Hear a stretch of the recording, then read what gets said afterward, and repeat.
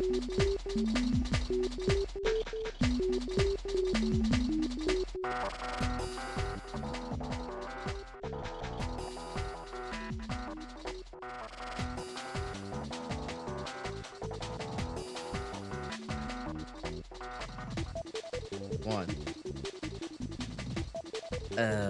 Hi everyone. I feel tired and a little bloated today.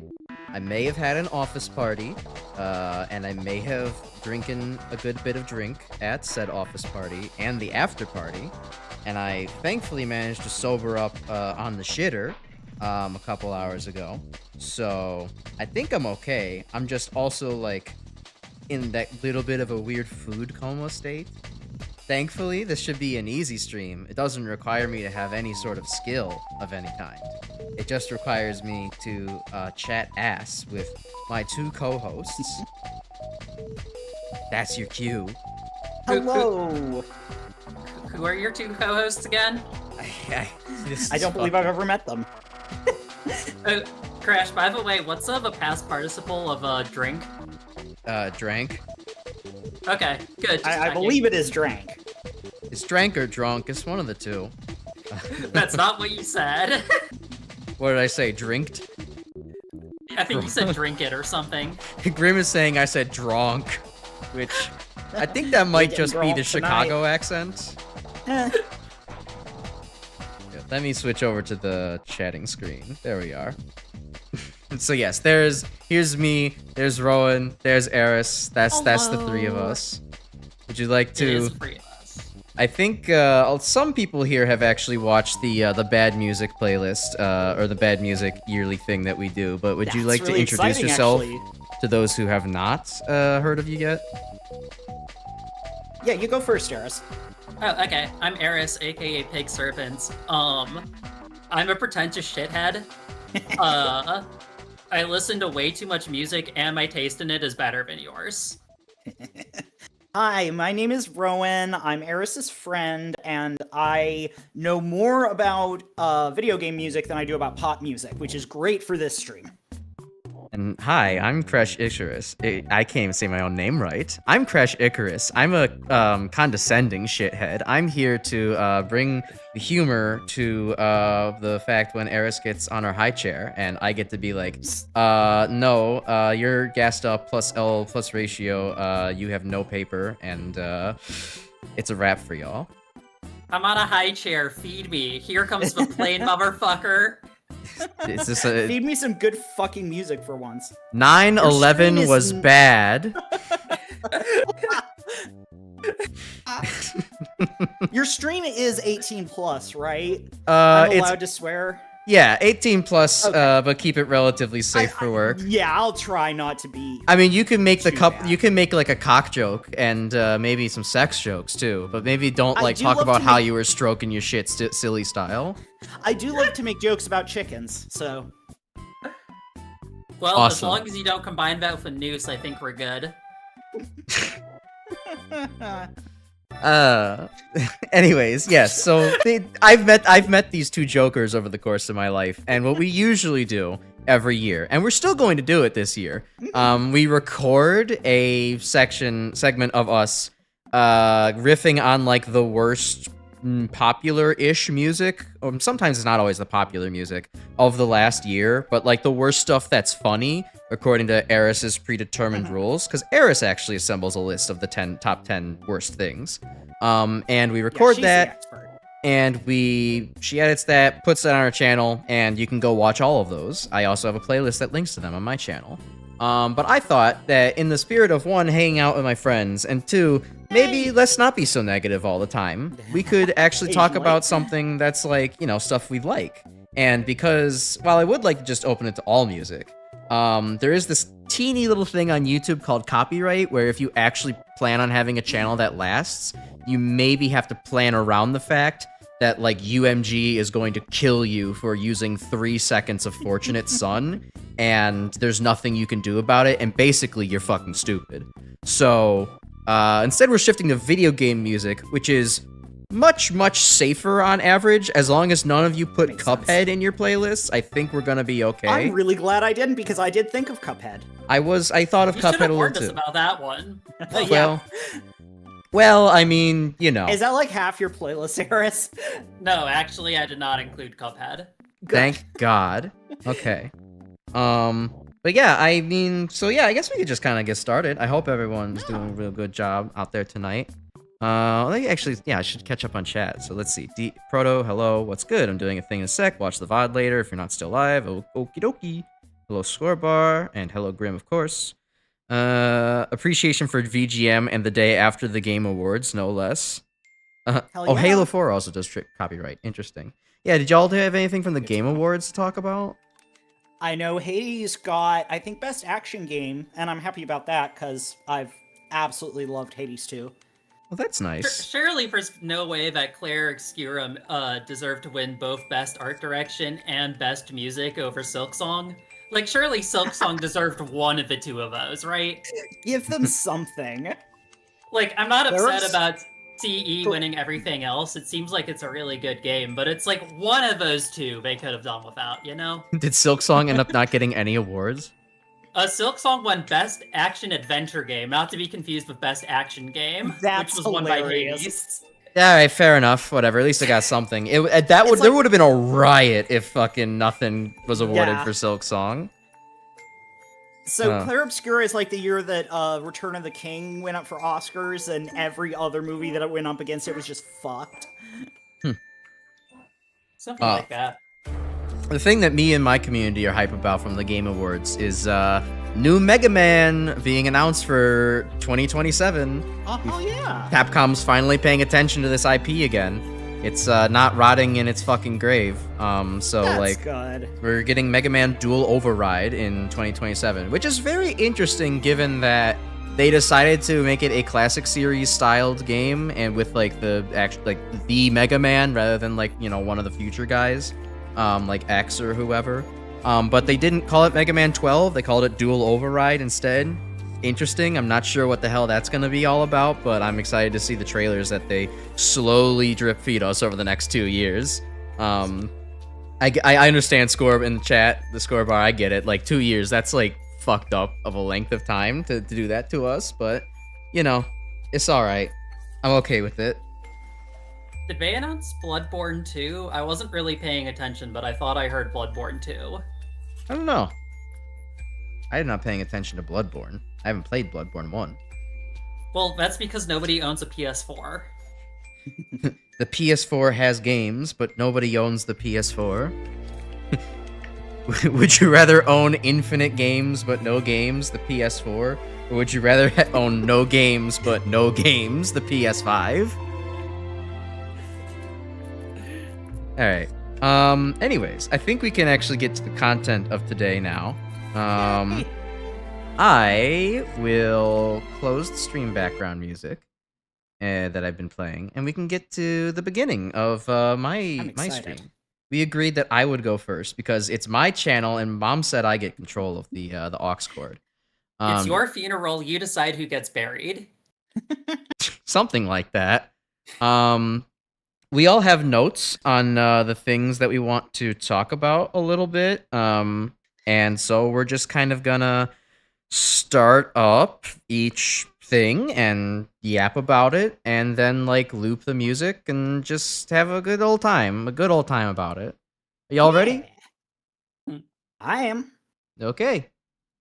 I'm going to start with not Mega Man, actually, surprisingly. You could see Mega Man on the Shocking. horizon, but Mhm. there is I'm starting with Wario Land 4, actually, a classic of a game.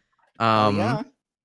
So let me get the loop going here. But yeah, I'm starting here with Toy Block Tower. It just kind of keep going with like the optimistic theme of like what we're doing here. Like, I love Toy Block Tower for, as you'll hear here, you have these horns that come in. They sound like very triumphant, even though they're like super like bit crushed. They manage to still sound kind of like, you know, it's a sunny kind of adventure. There's kind of like a, you know, steady kind of, like, I don't know. You get like a steady stride going when you're listening to this, and like the keyboard kind of helps keep that lively atmosphere, like especially here where it kind of gets to, I don't know, last longer. I don't have the words to describe it. I'm not musically literate, but it does have that just kind of like, wow, there's an atmosphere. I'm listening to the keyboard. I kind of get lost in this while I'm also like on this cool like sunny march. And then it, picks back up again. You get to hear back into the horns. It's this really cool, just like, it's this nice jaunt. I do love just hearing this play while I'm playing a fucking banger of a game where, as Wario, I'm going through a shape puzzle toy box area made of like cardboard and silly string, while like solving shape puzzles and like throwing circles into holes and like, bouncing off of squares and shit. I think I got those backwards actually, but it's a good time, and I have many good memories of like just kind of, spending a good bit of time in the stage looking for the secrets and playing shit.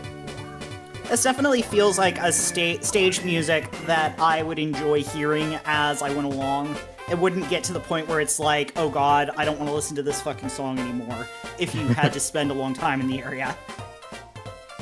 I find that the Game Boy Advance tends to be really good for like trumpet sounds. Like they all sound like really cheap, but they sound cheap in like a way that comes across good. Like the people working on the Game Boy Advance all know how to like compress them well. Like you kind of get the same thing with like the Pokemon soundtrack, right? Yes.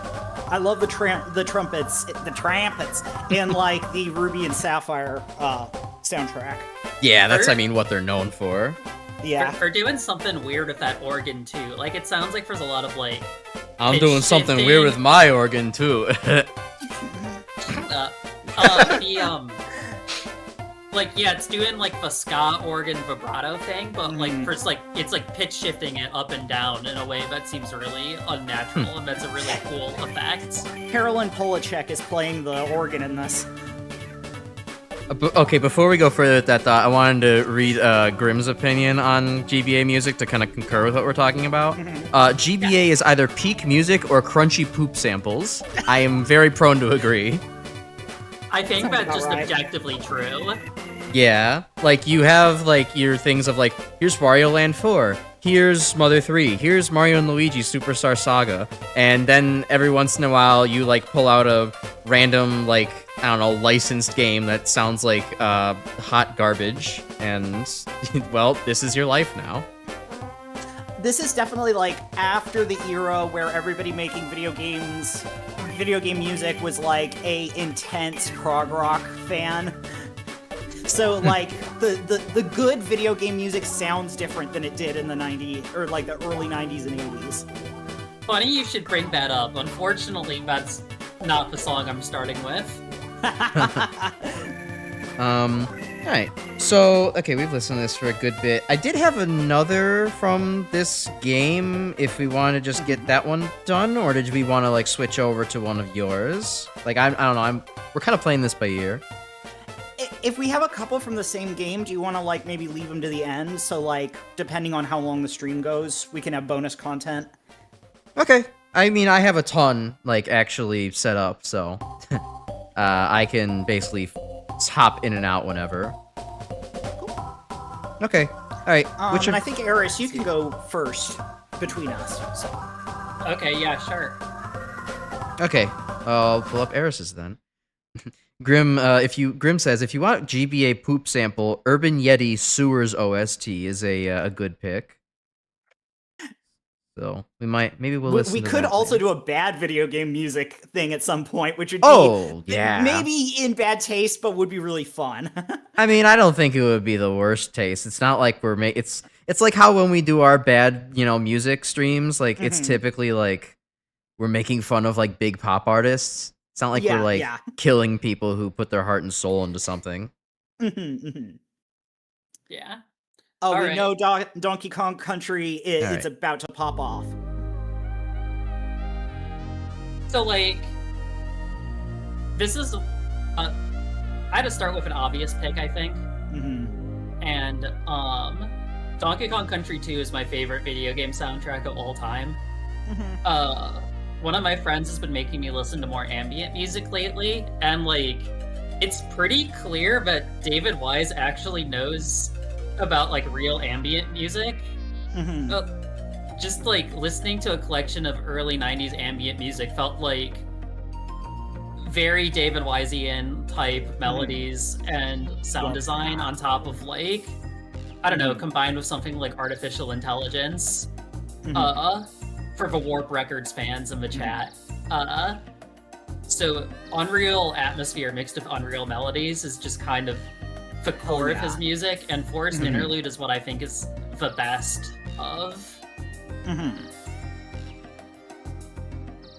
Yeah, I really enjoy there is a great atmosphere going on here. Like, I mean, it's very obviously fulfilling the role of like, yeah, you're just kind of wandering through like a junglescape. It's fairly calm. You got something to do.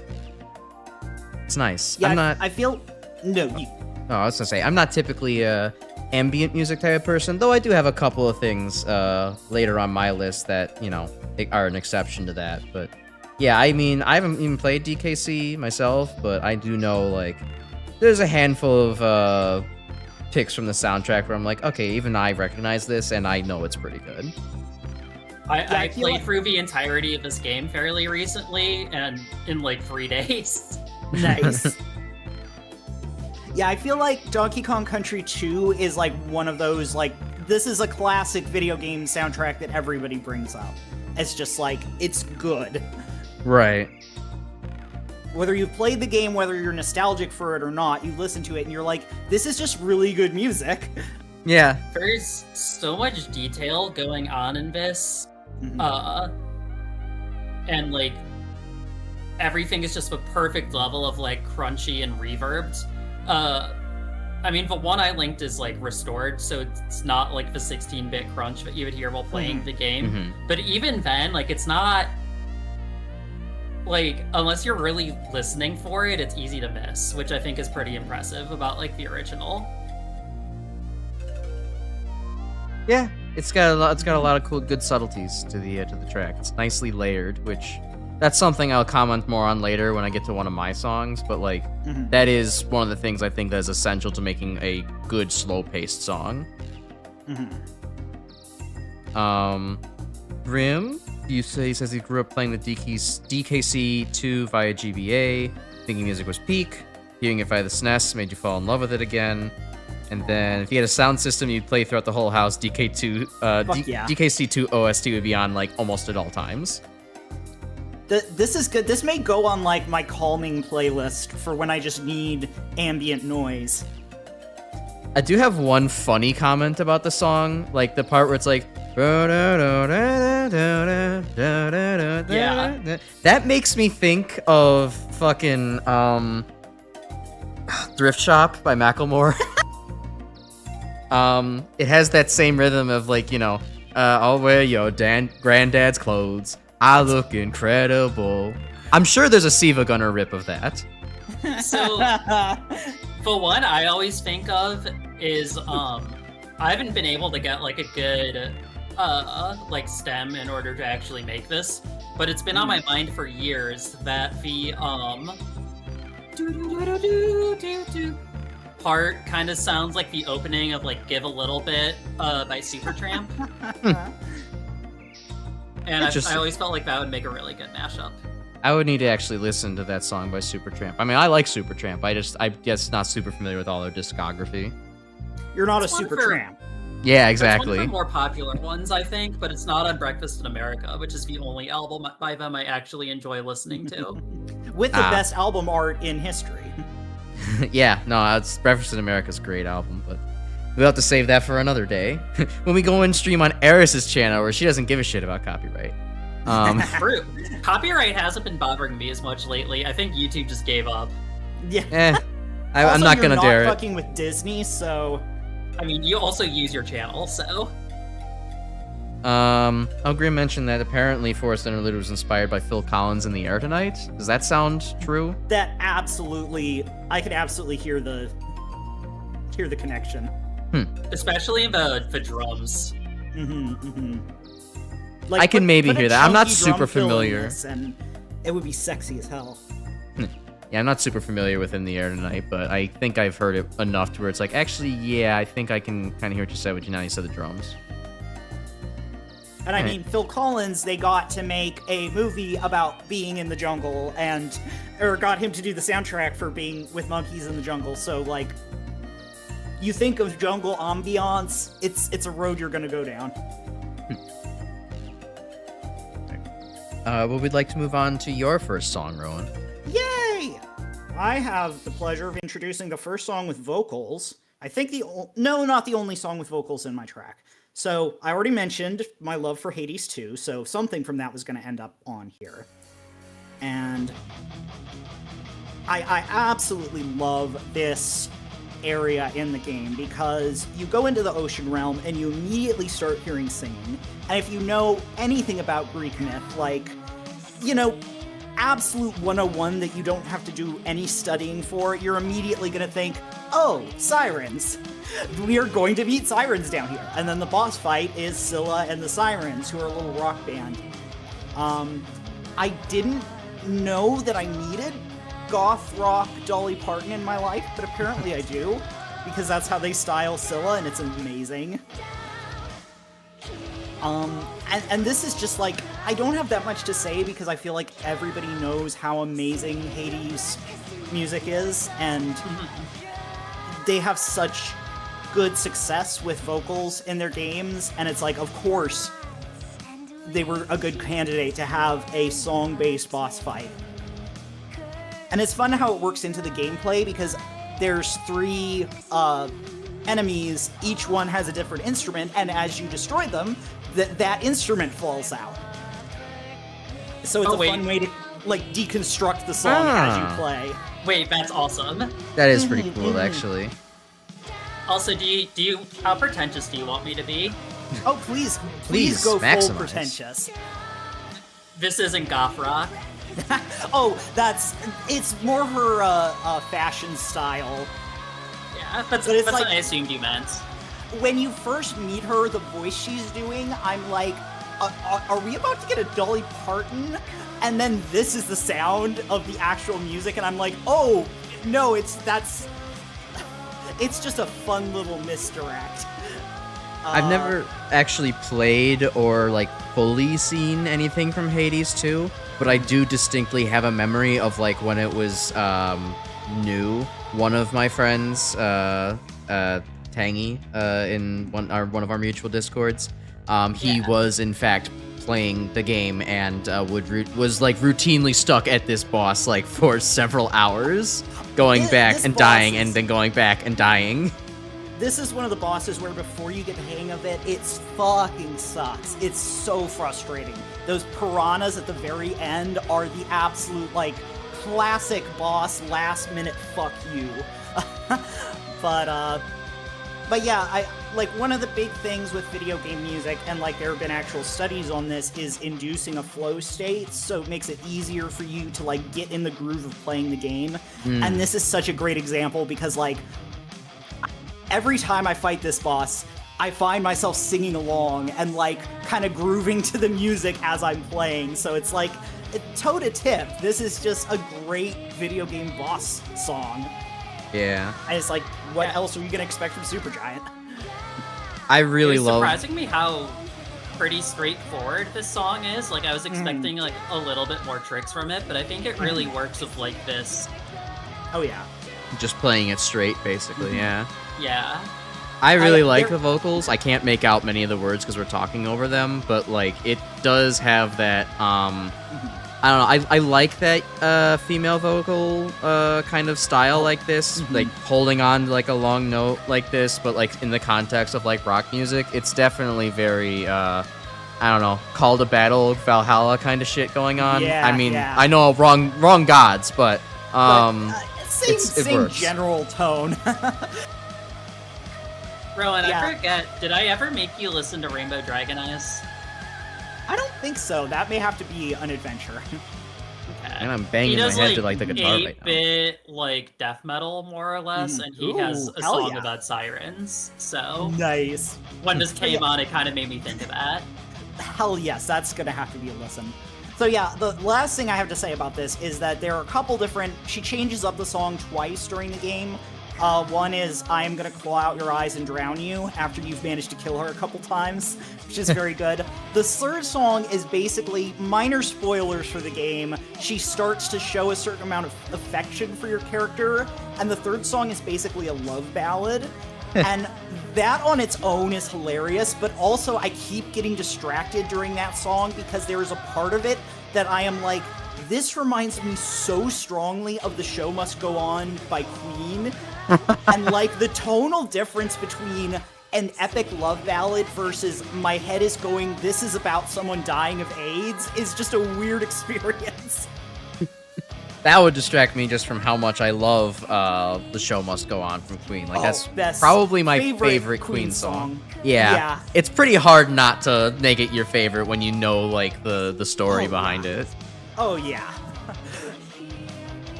Awesome. So, yeah, just love for Supergiant, always. Yeah. This is on my... Hades is 2 and Hades 1 is on my 2 playlist one of these days. They're a lot of fun. So I'll definitely have probably more to say at some point about all the music, but like, this is a solid rock song. I like this quite a bit. I have not played Hades 2, because honestly, I kind of felt like I had my fill of Hades 1 and did not clear all the story stuff. There's not really anything to get out of Hades 2 if you're done, if you've gotten your fill of the gameplay of Hades 1. There's really not any difference. The music is really good in that game. Like, absolutely love the one Eurydice plays. Oh yeah, that, and the vocalists they got for that are just... It's so good. Yeah, I could have done Hades 1 and Hades 2, but I decided to focus on Hades 2 because A, I wasn't sure if you'd pull out any Hades 1, and B, I, just, you know, I've been playing this one more recently, so. Fair. Alright. Alright, hey Scorebar, currently doing a couple things, no problem. We're mostly yapping anyways, so, you know, it's a little bit... I'm trying to keep up with chat, but it's a little bit more of a us talking kind of thing. I'm reading chat. I might not say everything or respond to everything this time around. I also have chat open on my phone because I realized I could just do that. Wow, nice. Okay, I can talk about my next one if everyone else is ready. Yeah, I think so. Okay, cool. So I'm going to skip the next one from Wario, and I'm going to move on to Bug Fables. So this one is actually in my my stream background playlist, not my bug ground playlist. You should absolutely have a bug ground playlist. Like, that sounds essential. It should be creepy and crawly. But this is Termite Capital from Bug Fables. So, have either of you ever heard of Bug Fables before? Do you know the game? Yes, it's been on my Steam wish list for a while. Yes, I think I've actually spoken about this with you before, Eris, and I've been like, hey, why don't you even played this yet? But yeah, there's so I guess for anyone in chat not familiar, like this is like Paper Mario's spiritual successor, but like does more than just what Paper Mario ever did with, like, at least especially if you're into the combat mechanics, you're gonna love it. And then also, like, you have a story that's like at least as serious as Thousand Year Door, if not a little bit more, depending on what you feel about Thousand Year Door. But the focus for today's stream is the fact that there is some amazing music in this game.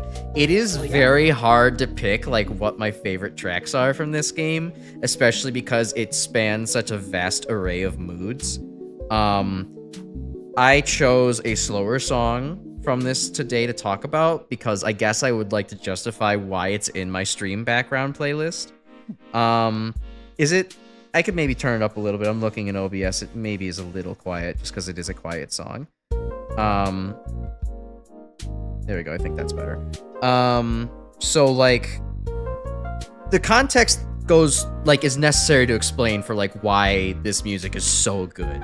Like, I'm trying to do minimal spoilers because I know that Eris might play it sometime, and Rowan, maybe you will too, and some other people might. But, so the basics of this is that, like, the Termite Capital is music playing in the capital of the termites, no duh. So, but they are Right. They are a rival society to the one that you're kind of working for / are from. That your kingdom's not really on the best of terms with. You're not like openly at war or like at blows or anything, but you're probably pretty nasty and shrewd to each other at the diplomatic table. There is, you know, a kind of background history to that where it's like, I'm from maybe what's left in my memory, like, I think the reasons the Termite Kingdom is located in this kind of underground with little sun in a pretty deadly part of the world is because of the history of your two kingdoms and, like, forcing them into, like, kind of a shitty area with, like, not very arable lands. Nice. Yeah, you know, kingdoms and war bad, all that stuff. Redlining, yeah. Yeah, but they... Gerrymandering. Too real. Gerrymandering. No, but they... They're gerrymandering the bugs. They're gerrymandering the bugs, they're gerrymandering the arthropods. Their society is, though, like, on a more technologically advanced level than yours. They have, like, you know, electric lights and, I guess, metal buildings and such, and some other kind of construction type things that your kingdom doesn't really have. It's more like kind of... Your kingdom's kind of more in, like, a homely... post-industrial, like, you have some industrial things, but, like, you don't have skyscrapers everywhere. You still mostly have, like, stone homes and construction. Whereas with the Termite Capital, you go there and it's like, it's dark, it's underground. There's skyscrapers everywhere that, like, you're looking at, which it might be something that your characters have never seen before.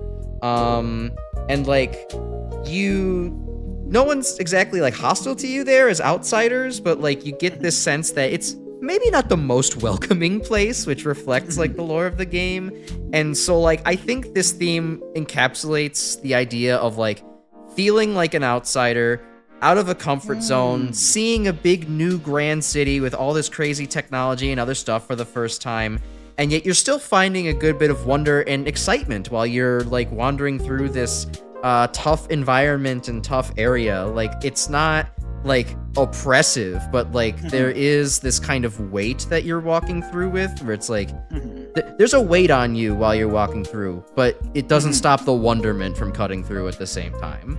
Yeah, I can get that. You know, another thing I was going to bring up for later songs, and I'm glad you took it off of me, is, like, how the music can evoke, like, not just emotional tones, but, like, the themes in a game. And this, I think, is a really good, because now that you talk about it, I'm like, yeah, that definitely communicates that. Yeah, I think, this song is very simple, and, like, it doesn't seem like it has a lot going on, but, like, the main, like, I don't want to call it, like, an organ part, but the main part you hear when the song comes in is, like, kind of off.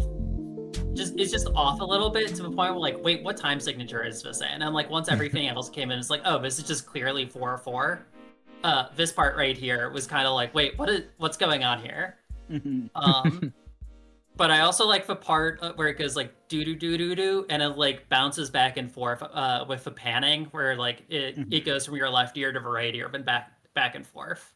Oh, yeah, and, like, that helps with, like, the whole kind of, like, spaciness of, like, what's going on and, like, how you're surrounded by things and a little overwhelmed. Like, it's not all coming in super smoothly. It's, like, you're kind of, like, trying to process it all at once kind of thing, you know? Yeah, absolutely. Like, it's not, like, harsh or anything. It's still, like, oh, I'm going about my day, but it's like, oh, I'm going about my day, but... There's a bit of anxiety there. Which, right. But again, it doesn't overshadow the kind of beauty and wonder. Yes. Yeah, absolutely. It's that rare form of positive anxiety that the three of us don't feel very often, but some other people do. Okay, yeah, that's my piece about it. I'm ready to move on if you all are. Yeah. Okay. This is another one that I think would fit really well on my calming playlist. Yeah, absolutely. I love listening to this when I'm feeling stressed out. Grim and I are both going to be excited for, well, Grim is excited for your next pick, Eris, because of how is apparently a Tim Fallon composition, and now that Grim has said that, I'm also very excited for it. It is, in fact, a Tim Fallon composition. I I knew think that I may actually know this one. I needed to include one Tim Fallon song on here. I know this one from the Tumblr post. Huh. They sush zag dem zerba dem nos. Anyways, the Germans can kill me now. I do know this one from Tumblr.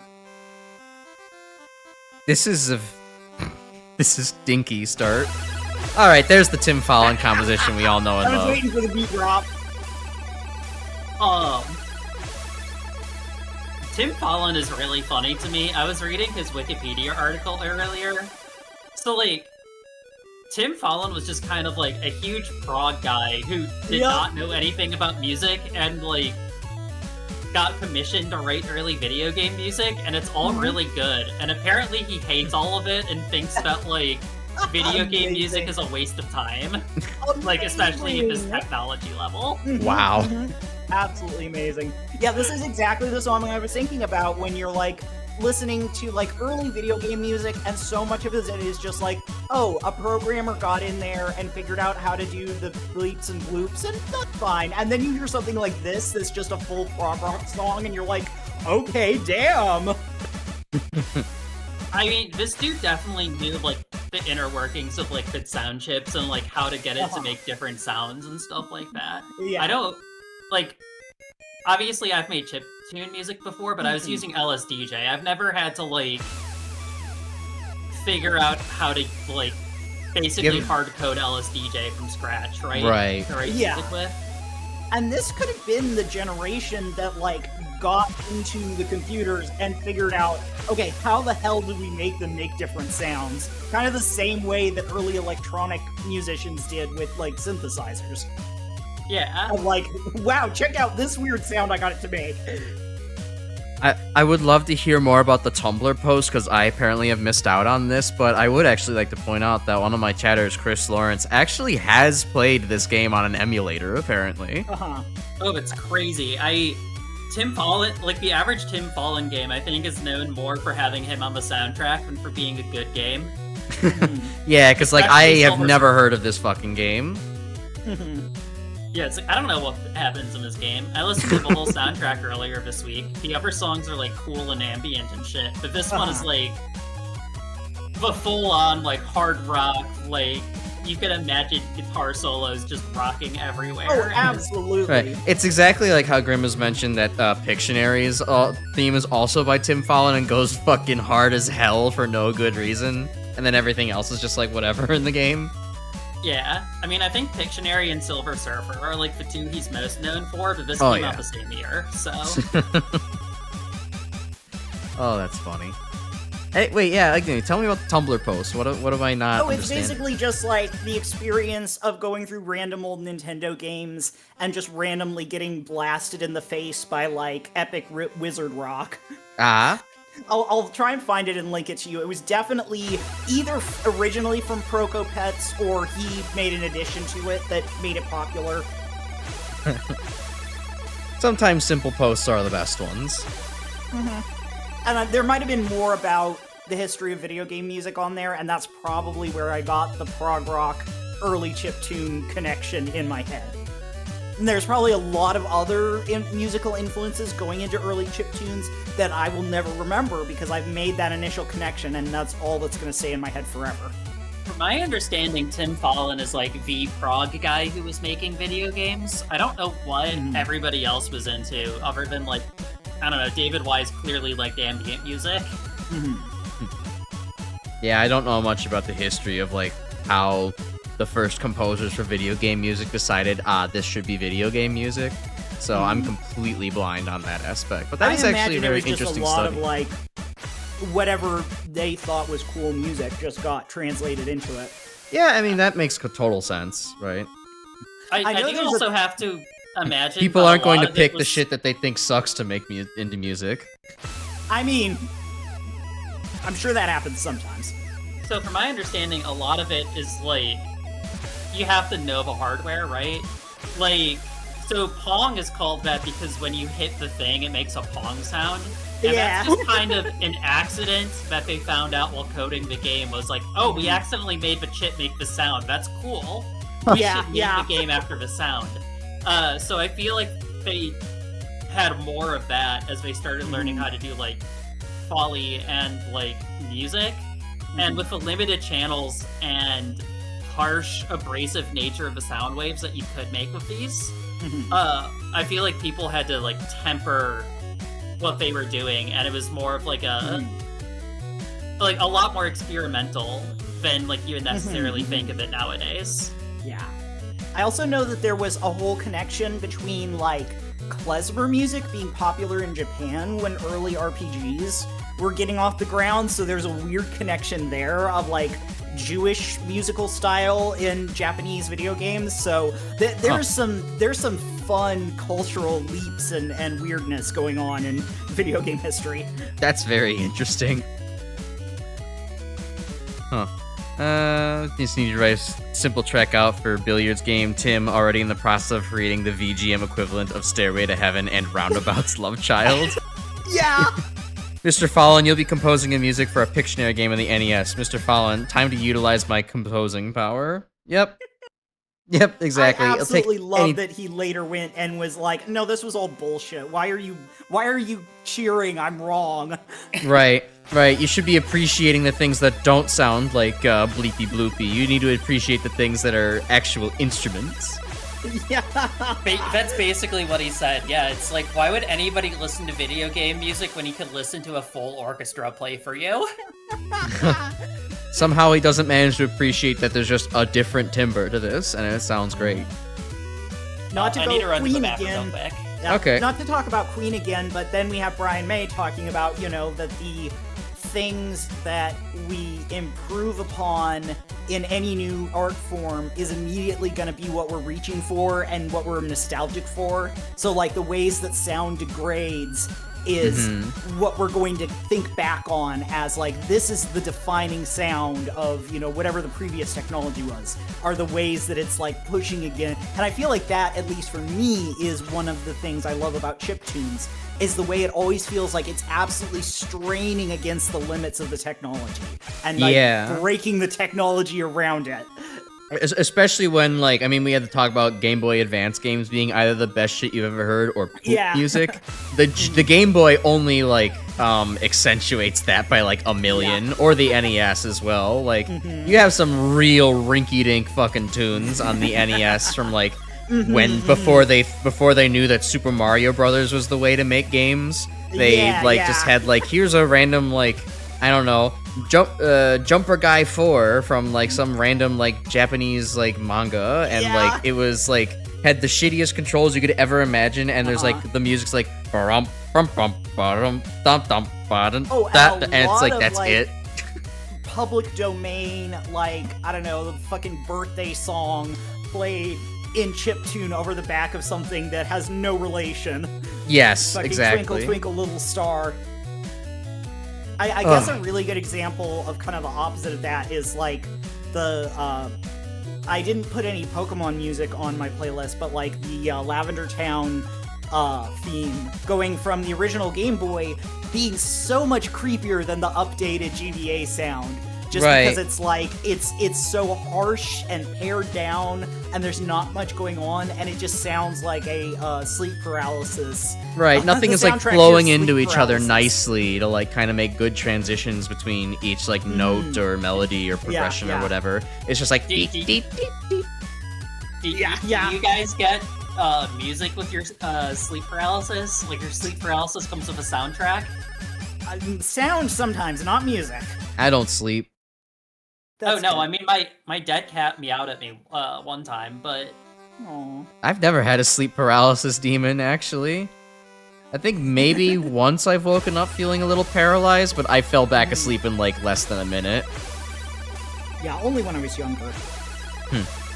And unfortunately, no Rockin' soundtrack. Yeah, Grim, shrillness of the Game Boy's audio that makes Lavender Town more eerie. I agree there. And score, so yes, much. I was also aware of the fact that when I said my dumb thing, the music ended, and it was very funny. Oh yeah, Final Fantasy VI. That makes sense. Okay, Eris, to answer your question, Grim says that he's had "We Love Beijing Tiananmen" as a sleep paralysis track before, which I think might be the Hong Kong 97 loop, or I might be stupid. Oh. Chris says that's funny because when he first played Pokemon Fire Red and reached Lavender Town, immediately got a goosebump. Oh, it's still scary. It's just the original is like a little bit more like uncanny. Yeah, And it's got that like that's also, spider like, creep. Also, like, that's the, like, pretentious adult music nerd talking, and it's like, as a kid, definitely, like, shit's just scary. You're True. not that, you know, intellectual about it. Scary things, in fact, scary. Mm-hmm. Alright, let's head over to Rowan's second pick. This is actually a really great segue because we are going to at least 90s chiptune, maybe 80s chiptune. So I feel like this is the shallowest classic. cut. Yeah. It's This is like a if you certified talk hood about- classic. Yeah, if you're gonna talk about good chiptune music, someone's gonna bring up DuckTales the Moon. I don't think I need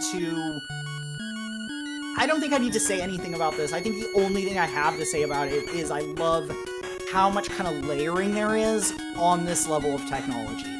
It's kind of like early game art and how they're very creative with how to use a limited palette. This is the same way of like using a very limited sound palette to make something so complicated. Okay, Yeah. Have either of you seen DuckTales 2017? I haven't I have seen not. DuckTales the original, even. Well, I don't know why you would watch that when DuckTales 2017 exists, honestly. I Yeah, don't know. DuckTales 17 is something you watch for anything, for reasons other than just nostalgia. And I don't have Oh. the original Disney nostalgia, so... But me neither. the first time that like the moon is shown on the show, they play this song That's as like the awesome. background music, and Yeah, it's that's such a pretty like cool. holy shit, they did Is it like this song exactly, or like a recomposed version? I think it's rearranged to not like overpower people trying to talk on the moon, you know? Gotcha. That is pretty cool. But yeah, just a classic, and, you know, it may be a little cliche to put it on here, but I'm like, it's such a good example of, you know, how much creativity went into this era of, you know, trying to figure out how to make interesting art in such a limited format. I agree. This really was one of those standout tracks of a fairly early NES title, all things considered. It's fun for me. I know this theme because, like, the first time I was exposed to it, I was playing the fan-made game Mega Man 8-Bit Deathmatch, which is basically Nice. a multiplayer Doom deathmatch clone, with Oh, more fuck Mega Man yeah. theming and, like, Mega Man weapons and stuff like that. And this was one of the secret,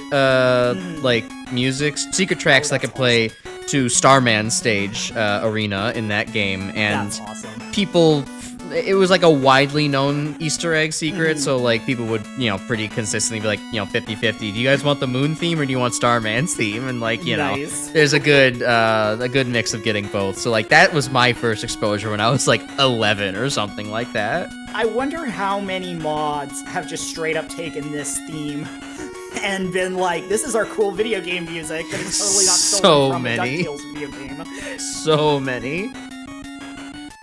So I've never looked at music on the NES, but at least using the Game Boy and knowing that it's like, okay, well, I got 4 channels, 2 of which are limited to only being able to make square waves. Square raves. Yeah, that's where all the nerds go and they get down. That's any convention rave, actually. Pretty. Yeah. But like the way, just like if you actually know about like the waveforms and the capability, this is like so cool the way that like every channel sounds like a different instrument, despite the fact that like they really don't have that much to work with. Exactly. They don't have the GBA thing yet of like, this sounds like a trumpet, kind of, and this kind of sounds like a piano. Yeah, they're kind of getting like the first bits of like, definitely the background notes especially sound like black keys, I think. So they're kind of getting everything to come together as like, oh, here's what real instruments are. It's just like a visual, it's like an audio illusion of Like, Right. it's tricking your ears to think that it's different, when it's literally just, like, pitch shifting the exact same instrument to look like different instruments. This track also reminds me of my lawnmower that went to the moon. Good for you, Chris. I hope you get your lawnmower back someday. I think I've This seen track that. reminds me of my ex-girlfriends. That's rough, buddy. Track reminds me of that one time when the brownie kicked in. This would be great, trip music. Yeah, probably. I can't say from personal experience, but Dragon Quest I roadmap is also amazing. Melancholy of being alone, but there's still the hope and importance of your sole responsibility to be the Dragon Lord. I would recommend Dakota to listen to the one of the things that I recommended a little while ago, being Termite Capital from Bug Fables. It has a similar kind of mood that we spent a good bit of time talking about. Someone mentioned if you like a remake of the game or whatever that has like a remake of the song. And I do really like how it turns out with orchestration. That being said, they messed up the drums. Like That sucks. the drums in this, like, yeah, they're made with like noise or whatever, so they have to be kind of harsh, but they use it to really drive the momentum of the song. And like the remake one, like the drums are mixed normally and it just doesn't work. I see. That sucks. Yeah, falls flat a little bit. Huh. Alright. Anything else to say about DuckTales, Rowan? Again, this is just, like, kind of stands on its own. Like, you listen to it and you're like, oh yeah, that's good music, baby. I Alright. feel like solving a mystery now. Oh yeah, or rewriting history. True, that's also a good idea. You know what has both of those things? What? Doctor Who. Hell yes.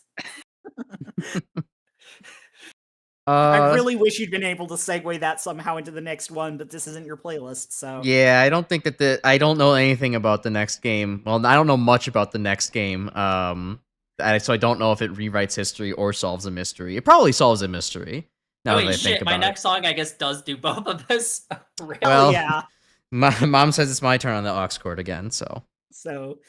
I am cheating slightly with this one because I'm using the good, because I'm cheating later in my playlist. good, because I think as Eris mentioned before with Donkey Kong Country, she used the kind of reorchestrated, not the what's the word, the restored version. I'm using, so my next song is Mega Man ZX Advent Overloaded, and I can just get it started now. Oh wait, that's okay. No, this is the right one. Right? Or no. Okay, hold on. There we go. It's this one. Okay, because as you kind of got a sneak preview there. So this is the original game was for the Nintendo DS, and they released the OST actually as its own separate purchasable DS item, I guess, cartridge. Oh, that's awesome. Because of the fact that, like, in-game, it got, like, compressed to shit, which you will hear again in much greater glory. Oh, that's crazy. And, like, all of the music in the game was, like, really compressed. But, like, on the separate cartridge, they could just fucking put the full composition on there. There's even, like, solos that aren't in the original songs. Wow. And so I chose this one to kind of just be like, I fucking love this, and... Then I also listened to like the end game version. I'm like, this is dinky as shit. Like this is not good. But like this version, the ZXA Tunes version, is really fucking good. I feel like that's really getting a jump on like gamer music nerd culture. Yeah. I like how Grim makes a great point, because despite Crash being very Mega Man ZX coded, he still has not played ZX Advent. And I have not. No, I will do that once I actually get my 3D model done, because it would only be appropriate at that point. Hell yeah. Yes. ZX Advent being Cheek 2. Joe Man from Mega Man 2. Yeah, it is kind of like that. But anyways, let me get to the notes that I have here. So, this is one of those tracks, again, really enthralling to me in many ways. Like, it gets better, like, the more, like, in-depth you listen to it, and just the longer, more times you let it cycle. Like, yeah. The cymbals in the back have a very unique rhythm. They're like ding, ding, ding, ding, ding, ding, ding. And then the rhythm guitars is still fast-paced. The lead keyboard keeps that pace. However, I think it's really cool how you have, not in this solo section, but the cymbals and like the guitar, the rhythm guitar that's about to come up here, they both keep two separate but very clearly distinct rhythms the whole time, but they also both work really well in tandem without just like having a whole bunch of simultaneous notes. Like they're both playing their own thing and they fit into each other extremely well. Like you will get completely different like maybe not tempos being set, but like just like it's just like how do these actually work together? Like these are not normally like they're just not playing in tandem the way you would expect them to, and yet it like still comes out sounding great. There's also like this chorus right now at the keyboard. Now it has this kind of like hopeful, heavenly, dramatic feel, as to where before it was just kind of part of like the driving music, and like I think we kind of went over. I was talking over it before, but like there's also kind of like the bridge of this song / the solo sort of solo. It has that cool ass action keyboard going on with like a ripping guitar solo while the cymbals and rhythm guitar just continue fucking going on. They're like competing rhythms that also work super well. Like there is so much going on in this song all at once, and yet it all just fits really, really well together. Like you can listen to this. It doesn't feel like overcomplicated at all. Right. You could just listen to this repeatedly and like find something new every time you're listening to it. And it's just like, I never thought about this thing that way. I fully believe that. Like, the overall, like, backing beat to it is like, okay, yeah, this is fine. And then it's like you get to the solos, and when the solos come in, you're like, oh, wait, holy shit. Yeah. But you're right, there is a lot of drum on this, and it's not, like, too busy. Yeah, I think from what little I do know of the game, this is supposed to be for a stage where like there is whoever has gotten control of the water biometal in this area is like trying to do some kind of environmental justice by killing all the humans who are doing the pollution. But like not just the humans who are doing the pollution, all the humans, because all the humans do pollution. So like, yeah, that's like okay. Flooded highway ? I might not actually know the stage, but it's something like that. We love our eco-fascism. Yeah, exactly. Did y'all have anything else to say about this one? I just really enjoy the fact that they sold a separate DS cart just for the OST. That's brilliant. Yeah, because the arrangement soundtrack sounds really fucking good for this game. I don't really know what I have to say about this other than, like, you know. Facts, words, bars, even. Oh no, I just wanted to, like, focus on the solo that was playing as we were sorry. You know, like, it's... Like, no, this, like, kicks ass. It's very, like... It's very similar to, like, Sonic music, I think, too. Like, the first solo in this was kind of reminding me of, like, oh, this is, like, a Sonic Heroes instrument. Yeah, you're totally right, actually. I don't think I've thought about it that way before, but you're so right. Give this woman a true. Also, it's so funny that the other day I was confusing you while looking at your VTuber model and saying it looked Digimon-esque. And there are some the like squealing guitar in this reminds me of multiple different songs from different Digimon openings. Well, I can tell you what is not as sick, and that is the in-game version. I just wanna give you a little bit of a sample of what it sounds like in-game. Oh. Yeah, they killed my poor boy. They neutered him.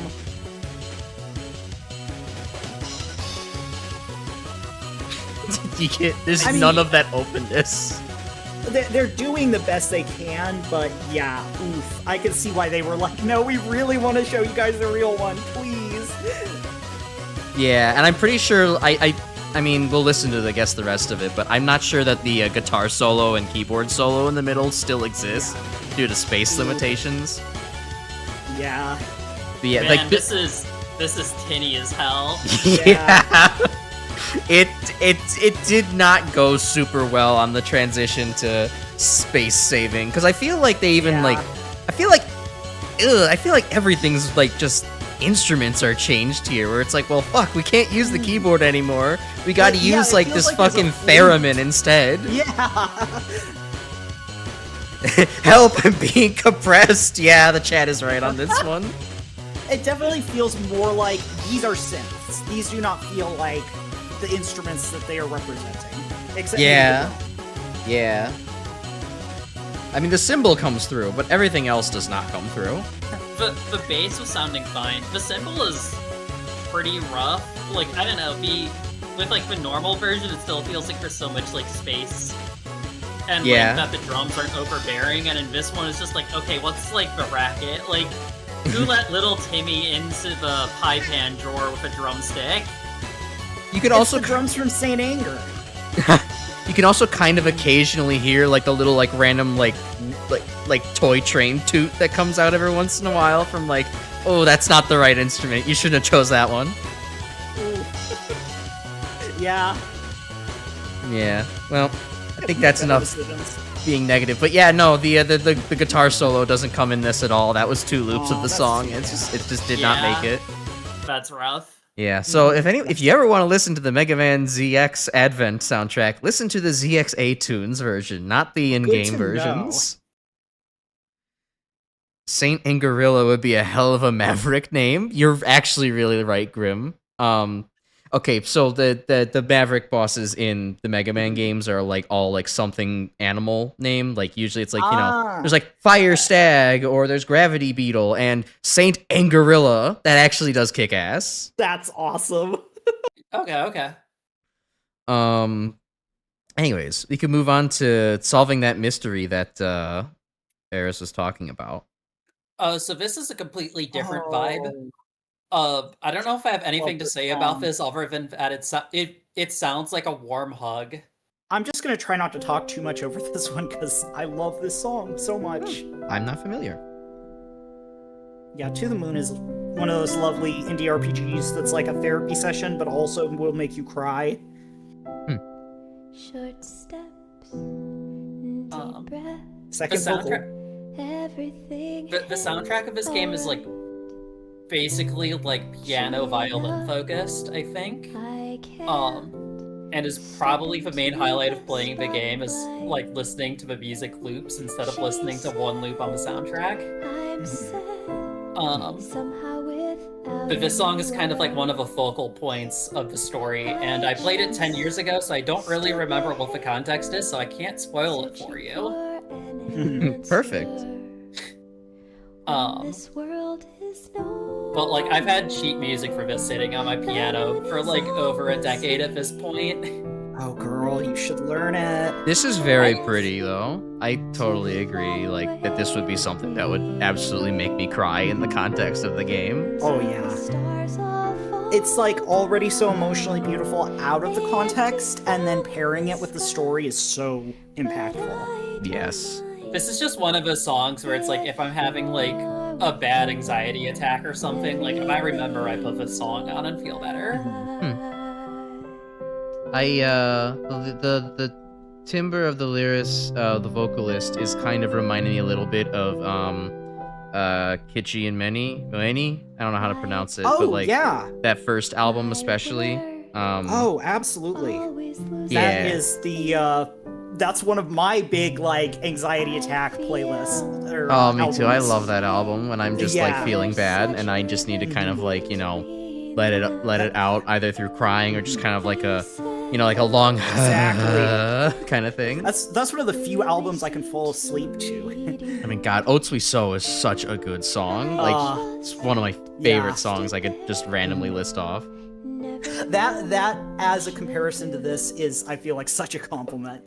Just like soft indie, you know, sentimental without feeling corny, just feeling earnest, Yeah. and that can be a Yeah. hard balance to strike. fly away. I feel like it's so easy to want to like add more stuff into this, and if they had like added too many strings, it would have came across as cloying and unearned.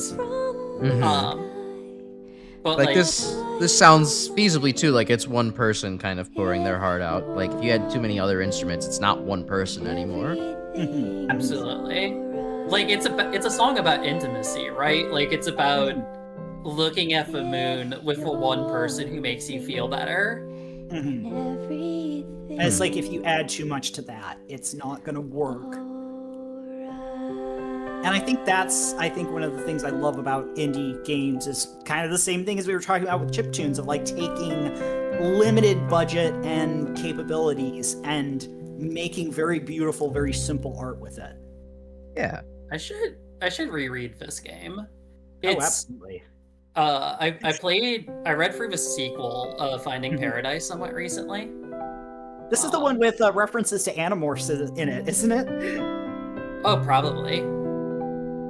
Well, you just told me it's a visual novel. I'm out. No, it's an indie RPG maker. Oh God, I'm double out. It's in between the two. It's a narrative exploration game, which is to say that it's made an RPG maker but isn't an RPG because there's no fights. I'm 1.5 times out.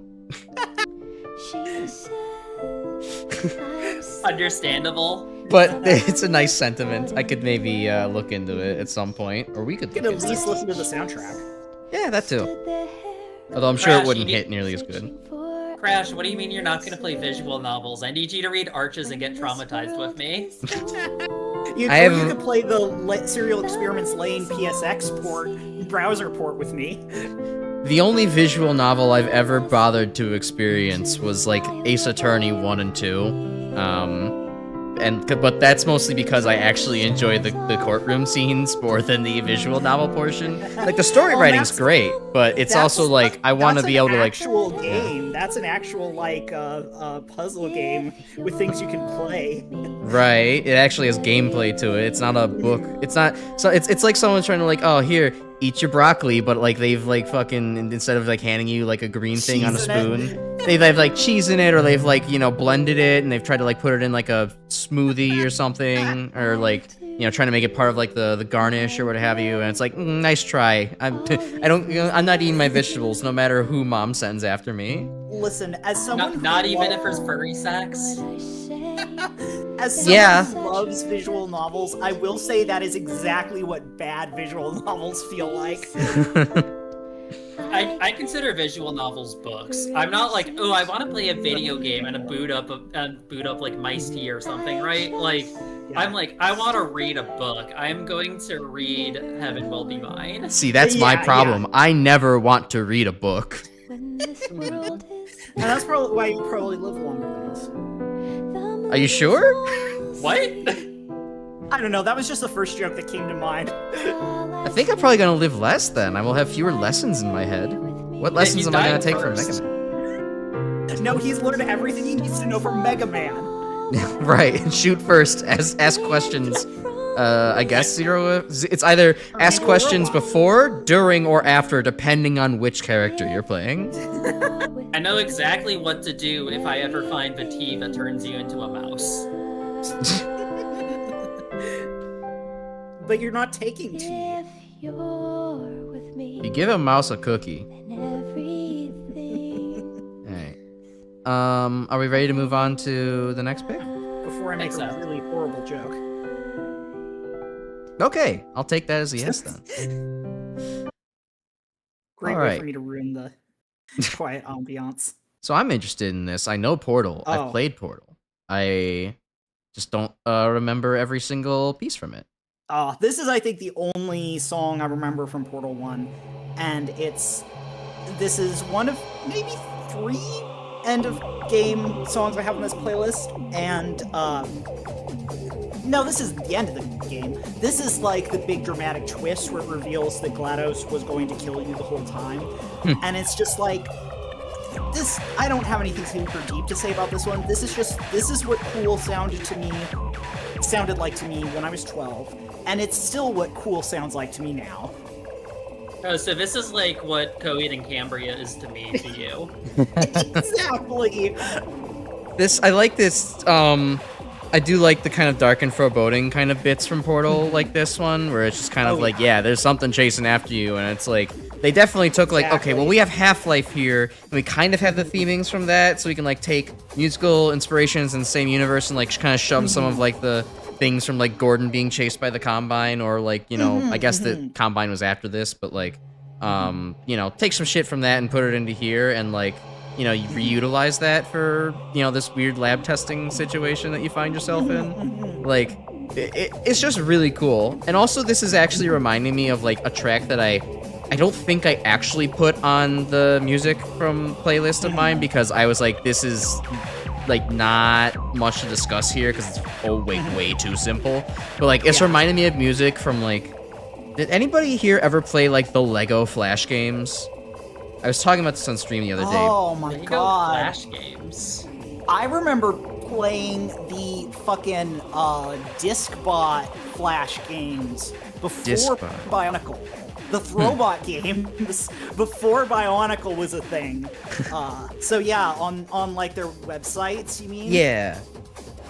Did you ever happen So to play maybe- Junkbot? No. Where you, it was a game where like you had a little orange guy. He was orange robot. He was going around eating trash because he was a recycling bot. And My like brother that game, probably did.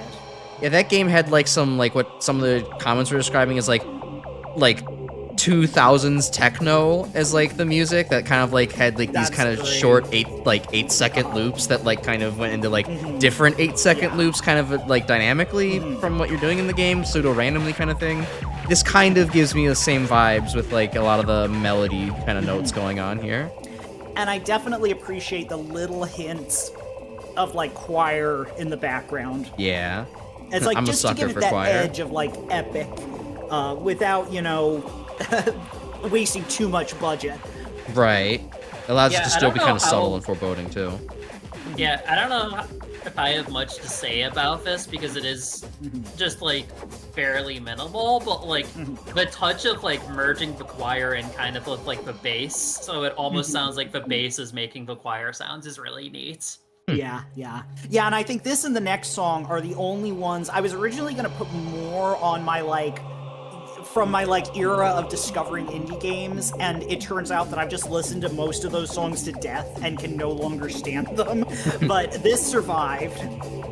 Grim notes that apparently, on that note, like this song he forgets is typically from Portal because he associates it with every edgy sci-fi Flash games from the 2000s. Apparently, it was reused multiple times for that. That absolutely tracks. And As it should be. and Chris, yes, there is actually there were actually multiple Lego Flash games in the early 2000s that I would play. I kind of talked about it on stream back on Tuesday, but like I played a lot of like Lego World Builder, Lego Junkbot, Spybotics, The Nightfall Incident, which I'll be playing these eventually on stream. I want to have a nostalgia day. But you can actually play them, I think, through like Flashpoint Infinity. Some people like collected like every Flash game to have that's ever awesome. existed, including Good, pornography. because, you know, Ooh, Yeah. excellent. the death of Flash is still an unimaginable tragedy. Right, I'm gonna be pissed about that forever. Like, they were explicitly an organization that was like, holy shit, Adobe Flash is just gonna fucking die entirely and we can't get it anymore. Like, we have to archive everything now, which very, very, you know, noble Thank of them. God. Yeah, I Yeah. can appreciate it. Alright. Can we move? Shall we move on to mine? That is, Yeah, I don't think I have anything to say about this one. I also Okay. didn't realize how short it was. I think it looped about 10 times. Yeah, it is a 1-minute song. That's alright, though. Okay. So I'm continuing my theme of music from a game I've never played, but I have at least seen one of my friends play this game, and that's how I know about it. And chat might remember me talking about this because I always mention it as like something that you should listen to, even if you have no intention of playing this game. This is Tonk Alelek from High Fleet. So to Hello. really get a good like idea of this, again, the context is so key to like why this song is Yeah. great. This game is a diesel punk kind of inspired like hellscape where like you're playing as like the fucking prince of like some Eastern European / Middle East country, some kind of mix Yes. between the two. And like you're like kind of like the fucking chosen prince king to like lead everybody when shit's going bad, and like you're like Yeah. kind of have to do a rebel thing against politics and like your political rivals and all that. And it's very diesel punk because, as you can kind of see in the image here, you're basically flying these fucking fortresses around and shooting massive guns at each other and rockets and shit. And like, it is a game that pits you as like, here's like, you have multiple ships in your fleet, but you're only ever taking one out at a time to go and fight the enemy of their entire fleet at once. Oh hell yeah! And I could maybe pull up a video later to like, I will pull up a video after this and cheat a little bit again, just to be like, to emphasize what I'm about to say, but like, when this is playing in game, there is fucking hellfire going on at all times. Yeah. There's bullets ringing in your ear.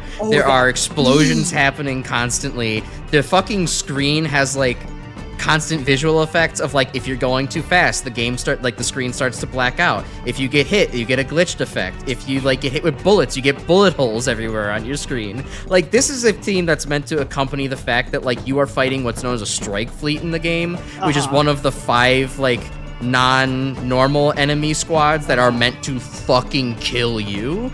And like they are tricked out to all hell to be lethal as fuck. And so this is the theme that people will say is like, when you're just getting used to the game, this is the theme of you're dying with the ship. And when you're great at the game, this is your fucking boss theme. And I love, this is like my favorite ominous track in gaming. The hurdy-gurdy alone is a crazily inspired choice to drive the whole song going forward. Amazing. I'm not like good enough at like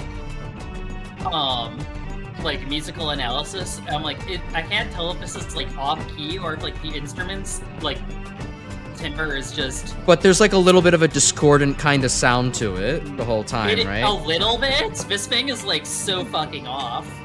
Yeah, because I think it's a little bit distorted, but that is kind of what hurdy-gurdy sound like. They have that slightly weirdly tuned sound just because they're like playing multiple strings at one time somehow. Yeah, I don't know how hurdy-gurdies work, and they scare me, but I love them. You got this sickly kind of chords going on. I'll also mention Grim's sister apparently plays the hurdy-gurdy, and they're both very familiar with it. If you'd like to enlighten us as to what we're missing, please go ahead, Grim. And that beat, like when the beat dropped in, that's insane. Like, this entire song sounds like it's at a 45-degree angle. And then the beat comes in, and you're suddenly aware of where the floor is. Yeah. And you'll be aware of the floor is, too, when everything shoots you down very quickly. Everything... boss music. Everything about this track just oozes dread, and, like...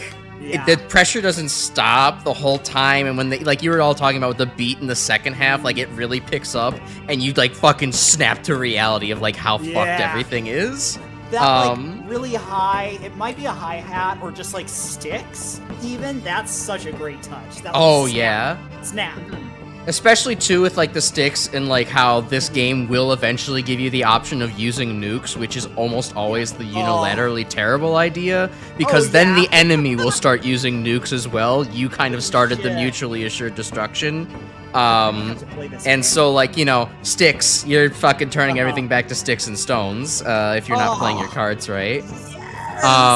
If you want to play this game, my only warning is this game is like fucking complex as hell. Like I'm pretty sure this was one of those games.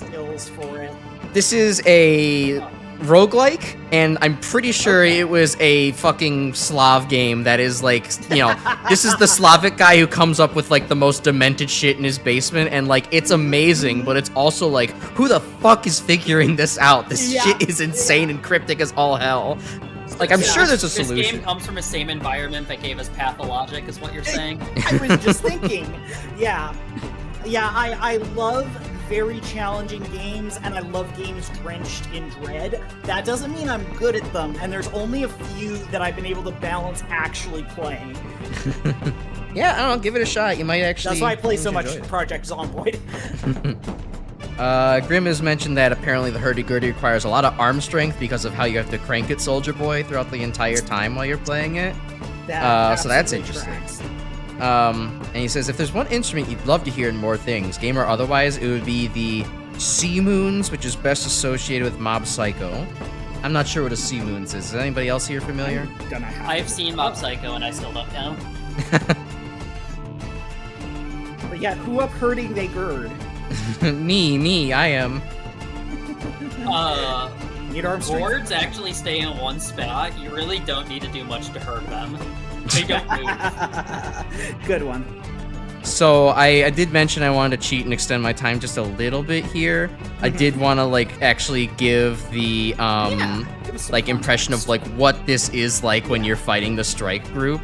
So that way you can just like hear everything fucking going wrong at the same time. Because like the bullets and every other sound effect is like part of the experience of like just everything is melting in all at once. So this is here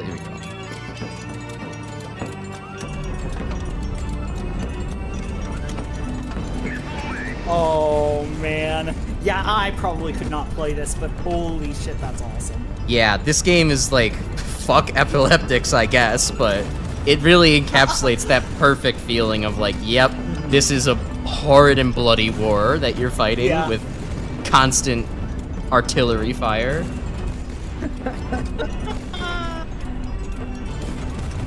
Yeah.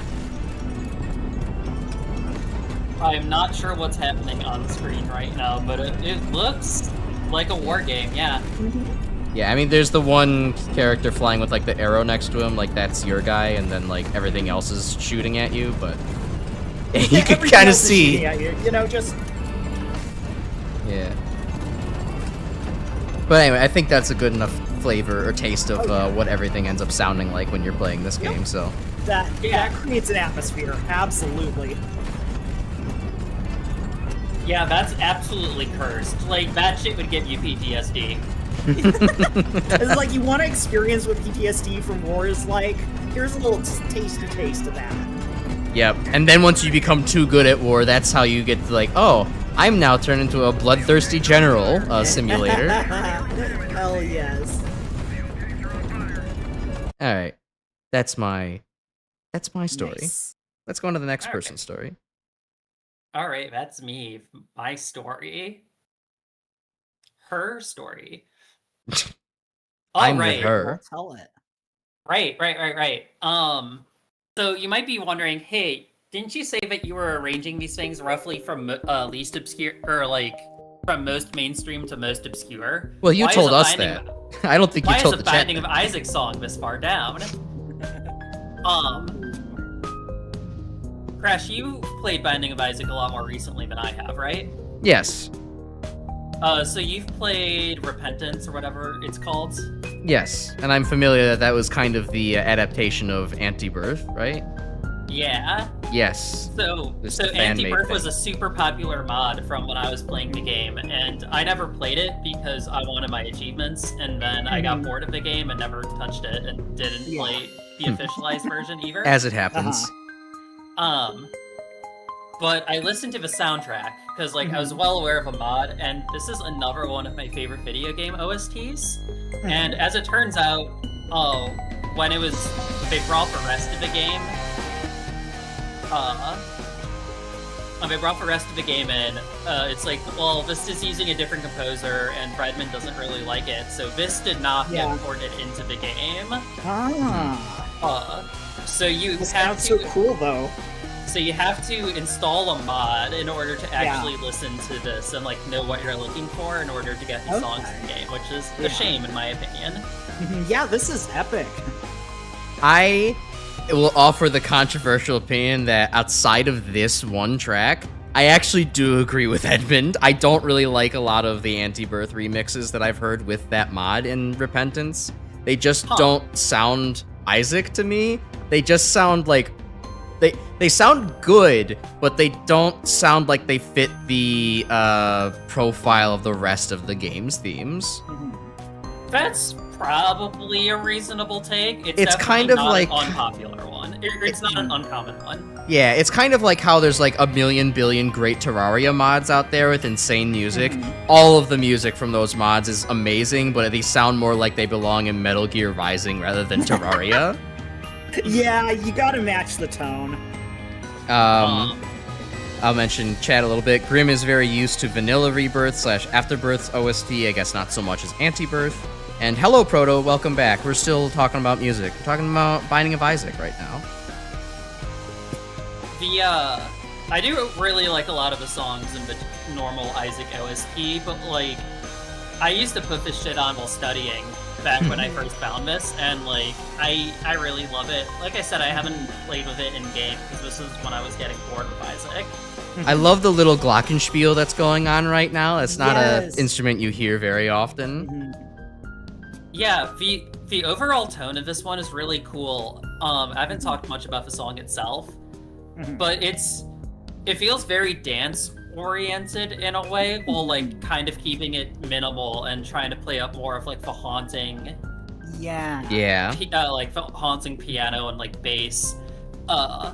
Of the part where the beat really hits and it gets super loud, and brings out some like metal guitars to kind of chug behind it, and you get the Yeah. Yeah. you get the main melody, which is of course really catchy, but it also the vibrato on it just kind of sounds like the whole thing is breaking down. Yes. Just like Isaac and his poor little brain. I really like the kind of contrast between the heavy death metal sound to like the very delicate kind of innocence, because as from what little I know about the Binding of Isaac, that's like the whole thing. It's like soft, innocent little creatures in a horrible, horrible world. Bro, and I hate to do this to you again, but this is, if you think this is heavy death metal, I can break your brain really easily. Man, I need to find different terms, because I really, when I'm like, You could say, like, I you need could to just find use terms just that use are not English about, like, the adjectives. genre.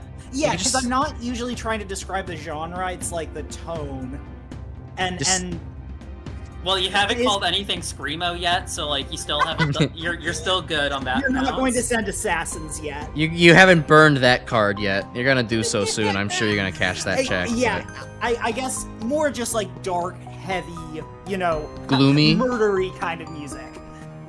Gloomy seems like a word you're reaching for. Yeah. Yeah. Well, not even gloomy, because it's like aggressive. It's like this music wants to hurt something beautiful. It And then really there's something feels very like beautiful and innocent that does not want to be hurt. Please and thank you. the tone change very much feels like a zoom out, where it's like you're kind of focusing on like Isaac, and then it zooms out and you just see like his basement's on fire and he's surrounded by Aw. fetuses, and like That'd be a great like trailer song Yeah. with that kind of visual zoom out going with it. Chris kind of makes a good point along that of like, can everybody agree that the concept of surviving in hell is pretty terrifying? It kind of works with that kind of theme as well. Like, yeah, this would be kind of a pretty difficult thing to do, especially as a little baby that can only cry at things. Hard to survive and take it all in. This is a game that has been on my wish list for a while. For my tip playlist. Honestly, it is very good. It is it's one a- of my most played games. it is a good time to probably get into Isaac anyways, given that like fairly recently they made like a Repentance Plus patch, which I haven't really dabbled in too Jesus. much. Yeah, no, the game is even bigger. I don't think Breadman's gonna let this die because like this is probably his biggest cash cow, let's be honest. It's his but also bread people and love it. butterman. Yeah, that is a joke. Was it a joke? Something. Is that a smile? It was Breadman, wordplay, but it Butterman's didn't feel okay. very playful. But yeah, good pick, Harris. Yeah, good pick. Good pick. Good answer. Good answer. Claps, claps, claps from the family. Da-da-da, da-da-da-da-da. Okay, I'm gonna need a bio break at some point. Do we want to schedule that after a couple songs, or would now be a good time? We could go and I can go take a leak as well right now, so. Sounds good. Quick bio Alright. break. Yeah. I mean, this game is about a family feud, so I'm just gonna say that joke is very apt. yeah, no, that's we actually a go. lot better than I thought it was. Alright, well, I'm going to put up the BRB screen real quick. Okay, cool. Yeah, so we'll be back. Good. Eris, if you want to entertain people, you're welcome to. Or if you want to take a BRB, you're I also think I'm gonna get more water. Okay then. We'll all be right back.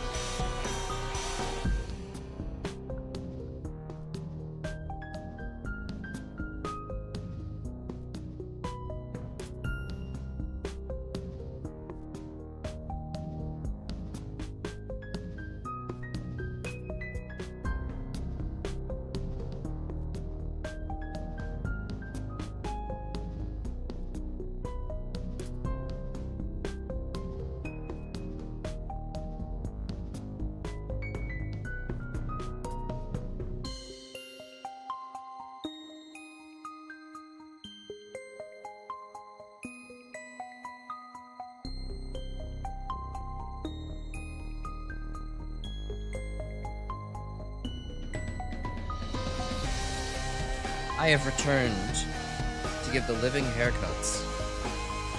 How is everyone doing? Do I have this moment with Jack here? Oh, hello, Eris. I'm also back. Eris is also back. Hooray! Man, this is kind of annoying. So, like, I have complained about this to my stream constantly, but, like,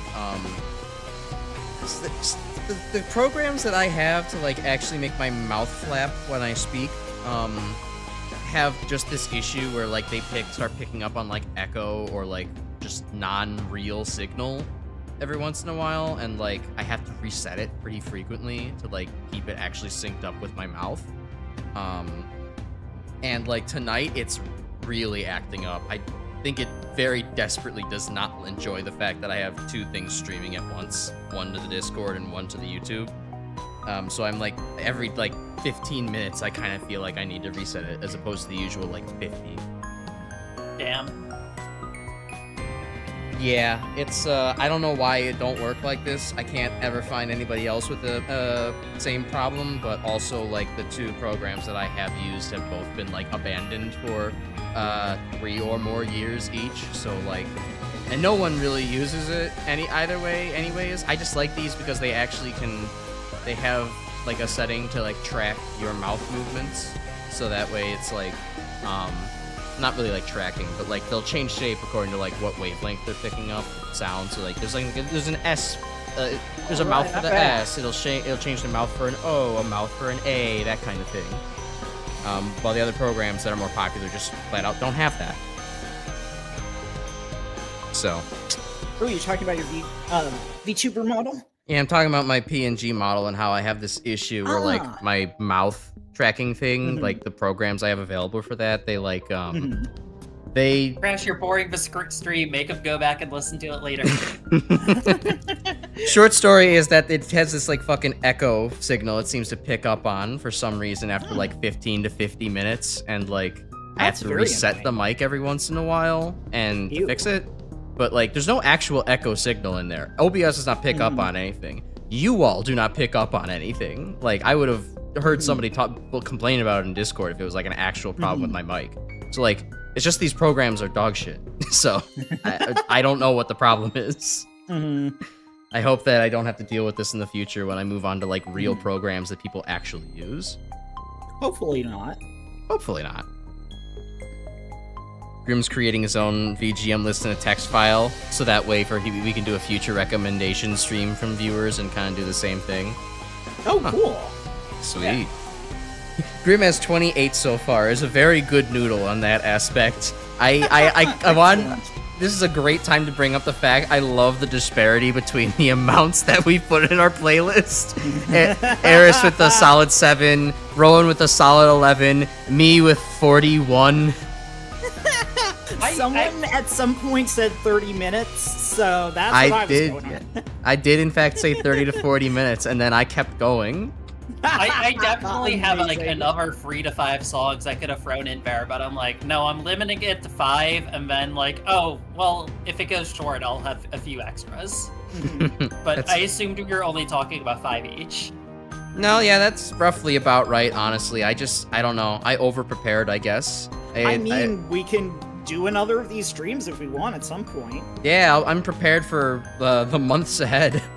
The long winter. You're stocked up for the winter. Yeah, there you go. You're the ant, not the grasshopper. I see Greem and I also have a little bit of a distinct advantage in this, in that like we're both big VGM heads, whereas like I remember us talking that like of the three of us, it's pretty much mostly me that's just like high VGM concentration nowadays, whereas like Rowan somewhat and Eris not much more anymore. Am I right on that? I used to listen to video game music a ton, and like I'll still notice an occasional good song of like, oh, this is a really good video game track or whatever, but I don't, it's not normally something I try to put on, and it's also just a lot harder with like, I mostly use streaming services and shit now, so. And I basically only listen to music from games I play, and I don't play that many games, so. Yeah, you two get sources of scarcity from different ends. I have abundance in that. I play games for a full-on hobby. Hell yeah. But hey, speaking of your video games. Rowan, how about we talk about your next one? All right. So for this next one, we were talking about, how music kind of influences or can kind of like carry on the themes. And specifically, I really enjoy when music kind of carries the narrative of the game. So I'm not even going to say what is happening at this point in the plot, because I feel like this song translates it so well that you could kind of just listen to it and be like, yeah, I get what's happening here. Because this is basically plays during a cutscene where it's explaining the lore of one area, and like the song itself just communicates that so clearly, and I think that's really clever. Well, having given the hint that it's explaining the lore of an area and the fact that it's called the Fall of Mythalis, I'm guessing it's explaining the history of a city that had once been here and once been great, but is now kind of fallen under mysterious circumstances. How did you know? And I mean, it's not exactly like the most complicated lore, but I do appreciate just how very clear the narrative is through, and I think that's such a great way of like using every part of the game to focus on the story, or to further the story. Right. And the music so it's is not just very... a story with some fun stuff tacked onto it. It's like everything working in concert together. Right. Ooh, and here's where it gets ominous. There we go. Yeah. And the Mythalis is falling. That feel when your Mythalis falls. I am a big sucker for choral chanting, so... Oh, yeah. Yeah, this game has some really good choral chanting in a couple different tracks. It's also underwater, too. Yeah. Oh, choral. Yeah. Shut up. So this... So much for I hate puns. Rules for thee and not for me. I didn't try very hard. That's kind of the point there, though. Like, so the score for this game was composed by Alec Holokwa, who went on to work on Night in the Woods. And I won't get into it here because it's a sad story, but I have a complicated relationship with Alec Holokwa because I looked up to him a lot as a creator, but he's not a very good person. And then he died tragically, so... but I absolutely adore the music from this game. And this was the first game I ever played that I was like, oh my god, video games can tell stories, and like deep, touching stories. And definitely that continued with Night in the Woods. There's a similar theme of just like, using the video game format to like try and tap into an emotional sort of storytelling. well, I'm all into random indie games that tell really deep stories. I wouldn't... Exactly. Maybe I would play this at some point. It is fun if you enjoy Metroidvanias. I do. It has some really stupid, tough boss fights near the end, but the general gameplay loop is just a lot of fun. It's very beautifully designed. The different, like, underwater areas are so much fun. You should remind me of this later to add it to I will. something And I to think play. it's cheap at this point. So, and it's like, if you know anything about marine biology, it is fun to go like, oh, those are actual species of weird fish from real life. The great part is I don't know much about marine biology, but my editor and most regular reviewer, GrimSpecs, is like a total animal head, so like he would probably have something to say at every corner. But yeah, it is kind of funny that I played this first because my only like criticism of the Night in the Woods soundtrack is that sometimes I feel like it's not distinct enough, and so I'll be listening to random Night in the Woods songs and be like, this still sounds really watery. Like, this still sounds like a water level song. To be fair, isn't it raining for most of Night in the Woods? I've only played like the first 15 minutes of it, but it's like, I feel like it probably rains during the Night in the Woods, you know? I would love to play that game. I feel like you would enjoy that one. I would like to like stream that for you to watch with me at some point. Yeah, we're talking about marine biology and paleobiology. Is that a fuck, why can't I not think of a name? I just ruined my own joke. Joke ruined. Well, were you going to make a SpongeBob reference? Because that No, I was going to make a joke about Anomalocaris, one of the most recognizable creatures from the Precambrian period. Also, I feel like you'd vibe with Night in the Woods because it's kind of like Echoes, but less traumatizing. Yeah, Like- I've been meaning to play it for a while. I just haven't. Cool. Oh. But yeah, just absolutely love this music, and a lot of this is what got my start into like being interested in video games as an art form, and in a lot of ways, music is an art form. You know, despite my complicated relationship with the creator, I still, you know, owe a lot to this game and these people. I would say That's this all I is, really have to say. this is neither. Go ahead. You can go. No, I was gonna do a non sequitur. You should go. Okay. I was. You mentioned like, oh, this is the game that it's the game that taught you games can tell you like stories. And I feel like I hear a lot of people say like they needed to learn that, and it's like I don't necessarily have a game in my mind that's like this is the game that taught me that like you can feel emotions from video game stories. Well, unfortunately, I didn't grow up playing Nintendo RPGs like most people did, so Yeah. most people got that much earlier. Like Well, I've my heard that- boyfriend and stuff did. Well, I've heard that from other places. Like, I know I was watching, like, a Silent Hill retrospective, and somebody's like, yeah, Silent Hill 1 is the first time I cried in a video game, and child me didn't know that could happen. Yeah. I mean, I think there's like kind of, for me, it's less of a, oh my god, I can't believe video games can make me feel things. And it was more like a moment of, oh, video games can be like high art too. They're not just like for fun and entertainment and like, you know, just bleepy bloopy, I'm playing as Shadow the Hedgehog, damn, not here. Yeah, and like, especially as someone who I have very poor hand-eye coordination, I was much worse as a kid, so I couldn't play a lot of video games, and so getting into like the artsy indie RPG stuff, that was my thing of like, oh, video games can be for me too. It's not just like, oh, I'll try and play this a bit and fuck up and immediately hate it. Right. Grim, show of hands, how many of you realized you could emotions from video games after playing TTYD? Okay, like, honestly, that was probably it. Thousand Year Door was probably the one that it's like, oh, wait, video game stories are good.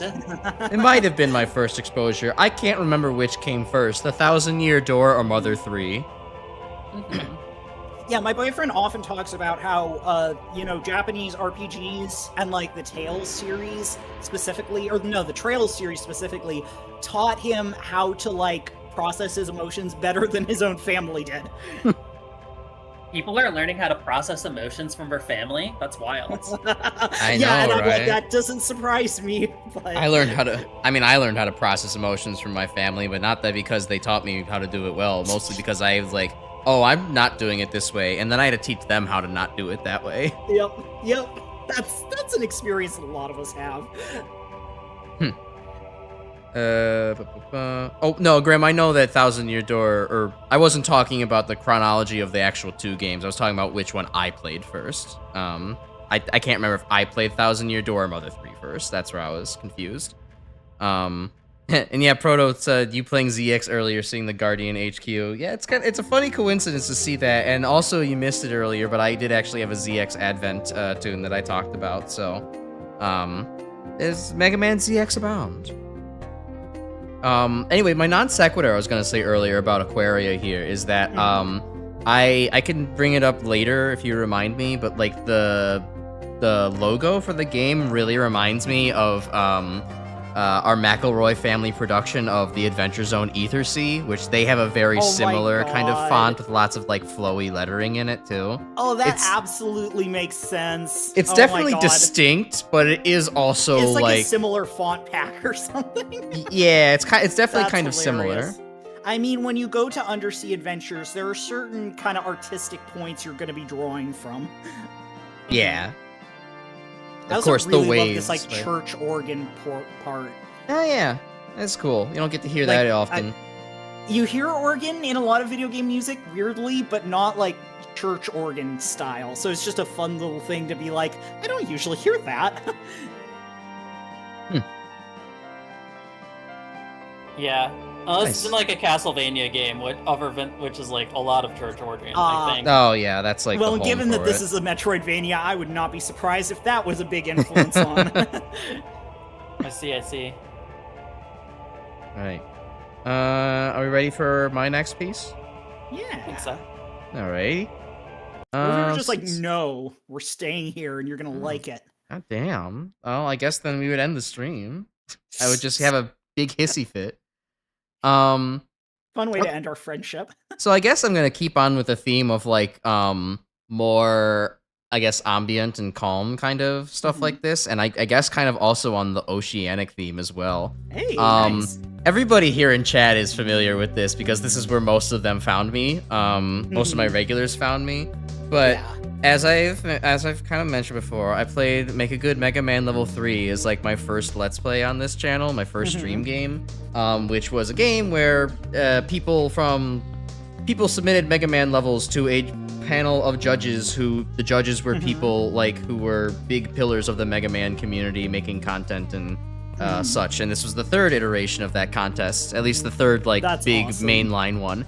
And this is a theme from the secret area of the game with some of the judge-made levels at the end. Ooh, cool. And the name is partially a pun. Breeze of the Gray Sea is meant to kind of play on like the Nebula Gray character that is like the antagonist. Oh, fun. And like I just really like this one as a very kind of like calming and relaxing yet also still kind of mysterious theme. Like you'll notice like just about everything here has like some kind of reverb on it, or it has a sustained note, and like it's relaxing, but it's like you're also like thinking about like, I mean the plot of the game is more silly, and so it's not like super weighing on you, but like you could see this slotting into something where it's like you need to think through some difficult shit. And like I usually put this on when this is like one of my anxiety music songs, where it's like I just need to sit and like just meditate for a little bit. Go ahead. Yeah, this definitely sounds like you're just kind of like sitting on like a beach or some rocks. Yeah. And like the waves are just kind of like lapping up on you, and like you feel the water like pushing and pulling and the ebb and flow of the tide. Yeah, and the area is like set up as like this gray sandy beach with like kind of off black kind of bluish sea going on. So it's this kind of depleted of color kind of area, and it's like it's a dreadful version of like just watching the waves kind of like push and pull on you gently. This is like when you go to the California coast around San Francisco and you see the ocean. It's like, this is not a tropical beach. This is that kind of rocky, gray beach. Yeah, it's also full of cans and plastic and syringes. Maybe not like, that depressing, but just like not friendly and welcoming. You like some of the beaches on like Hawaii of like the Big Island. Like there's the green volcanic glass beaches. It's like it's beautiful, but you don't want to swim there. Well, swim with them, but but I know what you mean. Yeah, so I don't know. I just had to kind of be like, I literally had to. It's like, how could I not talk about like the game most important to this channel? So I like the kind of little intricacies just kind of scattered in there. You know, the main theme is just kind of these long drone notes, but then with the little like complicated piano bits. I like that a lot. Yeah, you get these little twinklings here to kind of, draw your attention back to things. Beach that makes you rust. Well, that's better than the beach that makes you old. What about the beach that makes you say yes? Because that also has sand that makes you say yes. And here I was just going to say the beach that makes you come. I don't want to have sex on the beach. That sounds bad, actually. I hate sand. It's coarse and it gets everywhere. It's coarse and rough and it gets everywhere. That would be the beach of the White Sea. We're not there right now. All right, next. Next. Take me off of this topic. What? Hey, we'll take you there. Please. I feel threatened. All right, Eris, talk about the Hive. Okay, so, Luca, Born of a Dream is one of my favorite video games of all time. It has sold about 30 copies. It is a top-down, or not top-down. It's top-down. It's a top-down Souls-like, set in a dream world after the apocalypse, kind of. It is surreal as fuck and deals with a bunch of heavy themes like Christianity, abuse, trauma.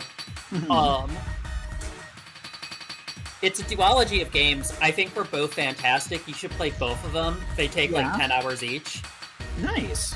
But the first game is very heavily surreal and hard to follow, and the second game kind of peels everything back and explains everything for you. Yeah. But the art style for this game is really cool. I'd look at it too, because it's like all black and everything is like an outline in a primary color, and that's what all of the characters look like. I do like the art style for this quite a bit. It's very like simple colors, and simple shapes, but like everybody is kind of like glowing in their own like radiant aura or what have you. You should look up what it looks like in game, because this is like the concept art kind of. I'll take a look later. Yeah. But the soundtrack is really cool sound design, pulling mostly from like trip hop and industrial music. But it's all weirdly calming and jarring, and again, it's like a surreal game that takes place in a dream where you're being haunted by nightmares. Oh, I love that. So, while The Hive isn't necessarily my favorite song, I kind of felt like it'd be the best one to put on because it is the first boss fight theme in the game. Okay. So it has... It's a bit faster, and there's a lot more going on. But it still has a lot of a cool sound design. Like, you have, like, a rattle. Yeah. Yeah. I love that. I love that. This is making me realize I need to get more into industrial.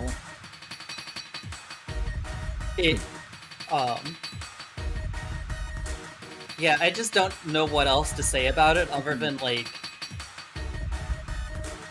A lot of the music is very, like, pumping and just... I can't really think of another video game OST that really sounds similar to this. I like how it's very intense, but also kind of calming at the same time. Like, it's driving, but it's not, like, necessarily trying to get your adrenaline up. Yeah. Yeah. I also like the fact that, you know, you can say it's industrial. Like, it really is. Like, this is not like what people would typically call industrial. It's like, no, literally, we're using like industrial sounds. Like, this is the hitting of like metal against metal, like in a non-dramatic fashion. It's just like, yep, I'm pounding in this nail right now. So industrial is kind of a broad genre, and this is definitely on the lighter end of it, but like, it started as like an ambient genre and then got fused. It's most commonly known as being fused with like metal, and you get stuff like Nine Inch Nails and Saliva and whatever. But this has a lot of the like industrial vibes without necessarily being full on like EBM or like industrial metal. It's more like using that sort of like metallic texture of everything to make more ambient and trip hop soundscapes.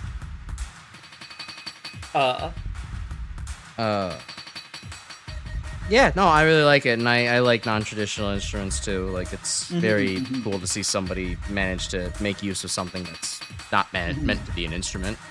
I think that works really well for video games, just since that's such a great, you know, there's so much like exploring of how do we do this thing when you're adding music to video games, and I think it works very well. Crash, you should play this game on stream. Well, I've never played a Souls-like myself, so it would be probably a rough experience me getting into one out the get-go. I think this was my first Souls-like, actually. It took me a long time to beat the game the first time. And after coming back to it, after playing a bunch of other Souls games, I'm like, man, this game has hard parts, but it was not what I was playing the first time. The final boss took me 3 hours the first time I beat it, and the second time it still took me a while, but it was like closer to 20 to 30 minutes. No, that's way better. Much more improvement. I'm sure I could figure it out. I figured out pretty hard things before, but... I wanted to... Go ahead. The last thing I wanted to say about this game is that it's very, like, trans... It's very transgender. So the first game you name your own player character, and like it's part of your story is like that you name yourself, and it's worked into the narrative in really cool ways. And the second game is very fun, where you play as Christian, who's the boy with the blonde hair there on the right. Yeah. And the game opens by asking you to for the name of somebody who's really close to you, someone that you would die for. Yeah. And that's what it names the character from the first game, who is now like a side character. Aww. That's awesome. But just like that's the level of intensity we're operating at. Oh, I fucking love it. I may have to look into that too.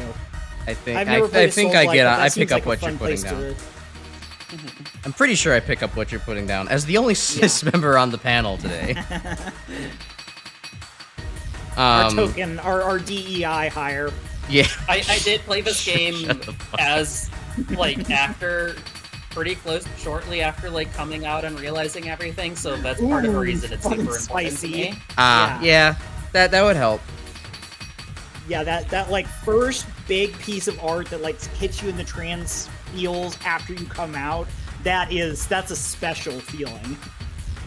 Yeah, I imagine that would be something you really anchor onto then at that point. Is like, whether yep, it's good this- or whether you look back and you're like, oh my god, that was so cringe, but it makes sense that that's what I latched onto. Yeah. Well, this is good. Good.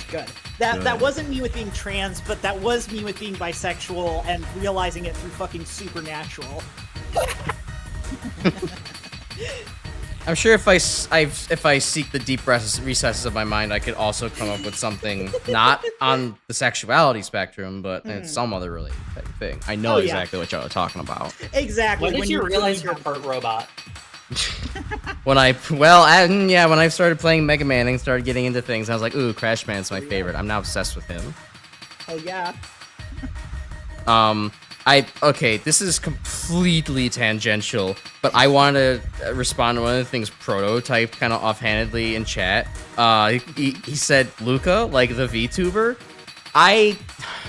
The fucking brain rot, man, that exists because of knowing so many VTuber names is, like, I succumb to it so fucking badly. Nice. Like, it's like, okay, I know a VTuber that is named Lena and Vienna. I know another one named Vienna. So 2 Billy Joel songs are, like, completely co-opted forever now.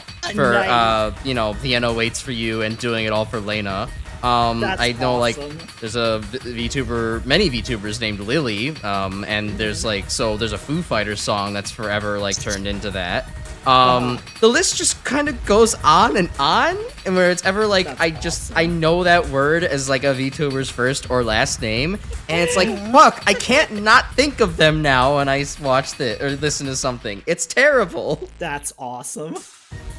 Me when I crash my car and it's just like Crash Icarus, my most watched VTuber. Yeah, something like that. You know, don't say that out loud, Proto. That might happen to you given your recent string of bad luck. I mean, for me, if I'm serious about my own name, I mean, there's so many things that I've actually noticed, like, the word Crash in now when I listen to it. One of the notable ones is, like, My Chemical Romance. It's, like, the second song off the Conventional Weapons album. And it's like, if we crash this time, they've got machines to keep us alive. And it's like, well, shit, I'm starting to think of myself now, yeah. Exactly.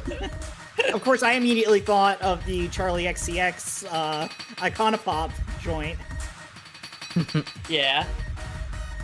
Grim, me when I fly too close to sun and then fall 8,000 feet and immediately die on impact with a head-on collision into an 18-wheeler. Crash Icarus reference. Look, I just think that you should get popular enough to get, like, the Primitives to reform and, like, play your live shows, right?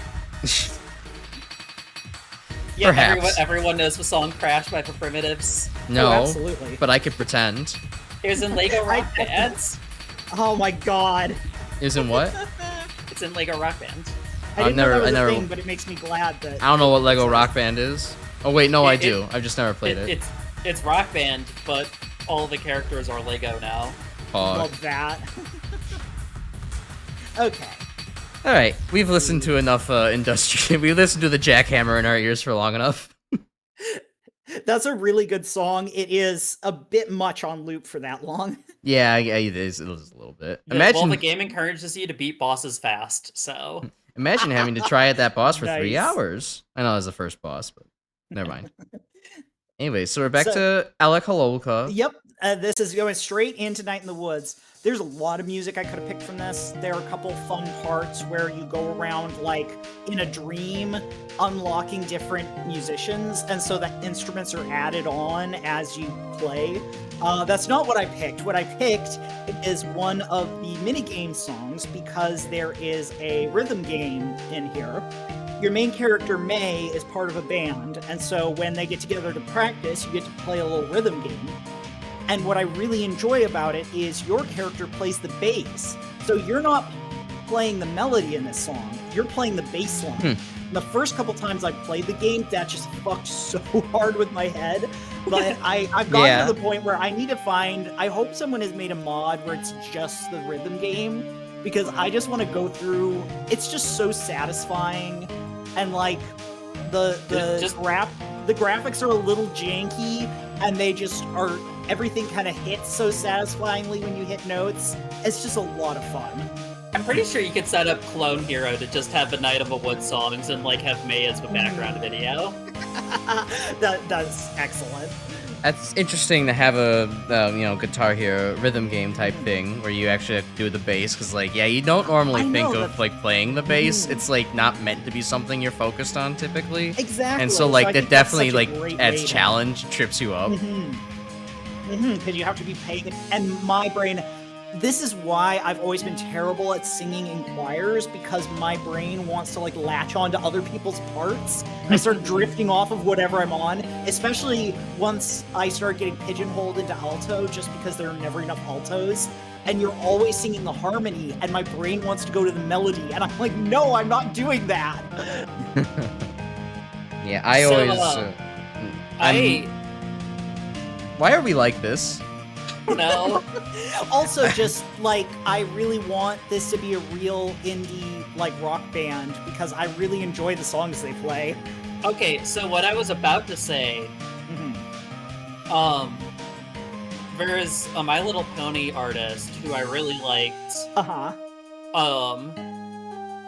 And after transitioning and like doing some solo stuff for a while, she like formed a band of a few people, and they were basically like a Night in the Woods fan band, like, and they do a bunch of Night in the Woods covers. Is it Mando Pony? No. Oh, because I was about to say that there's a really great vocal version of this by Mando Pony that I was going to recommend. So, of course, there's multiple fucking My Little Pony artists who love Night in the Woods.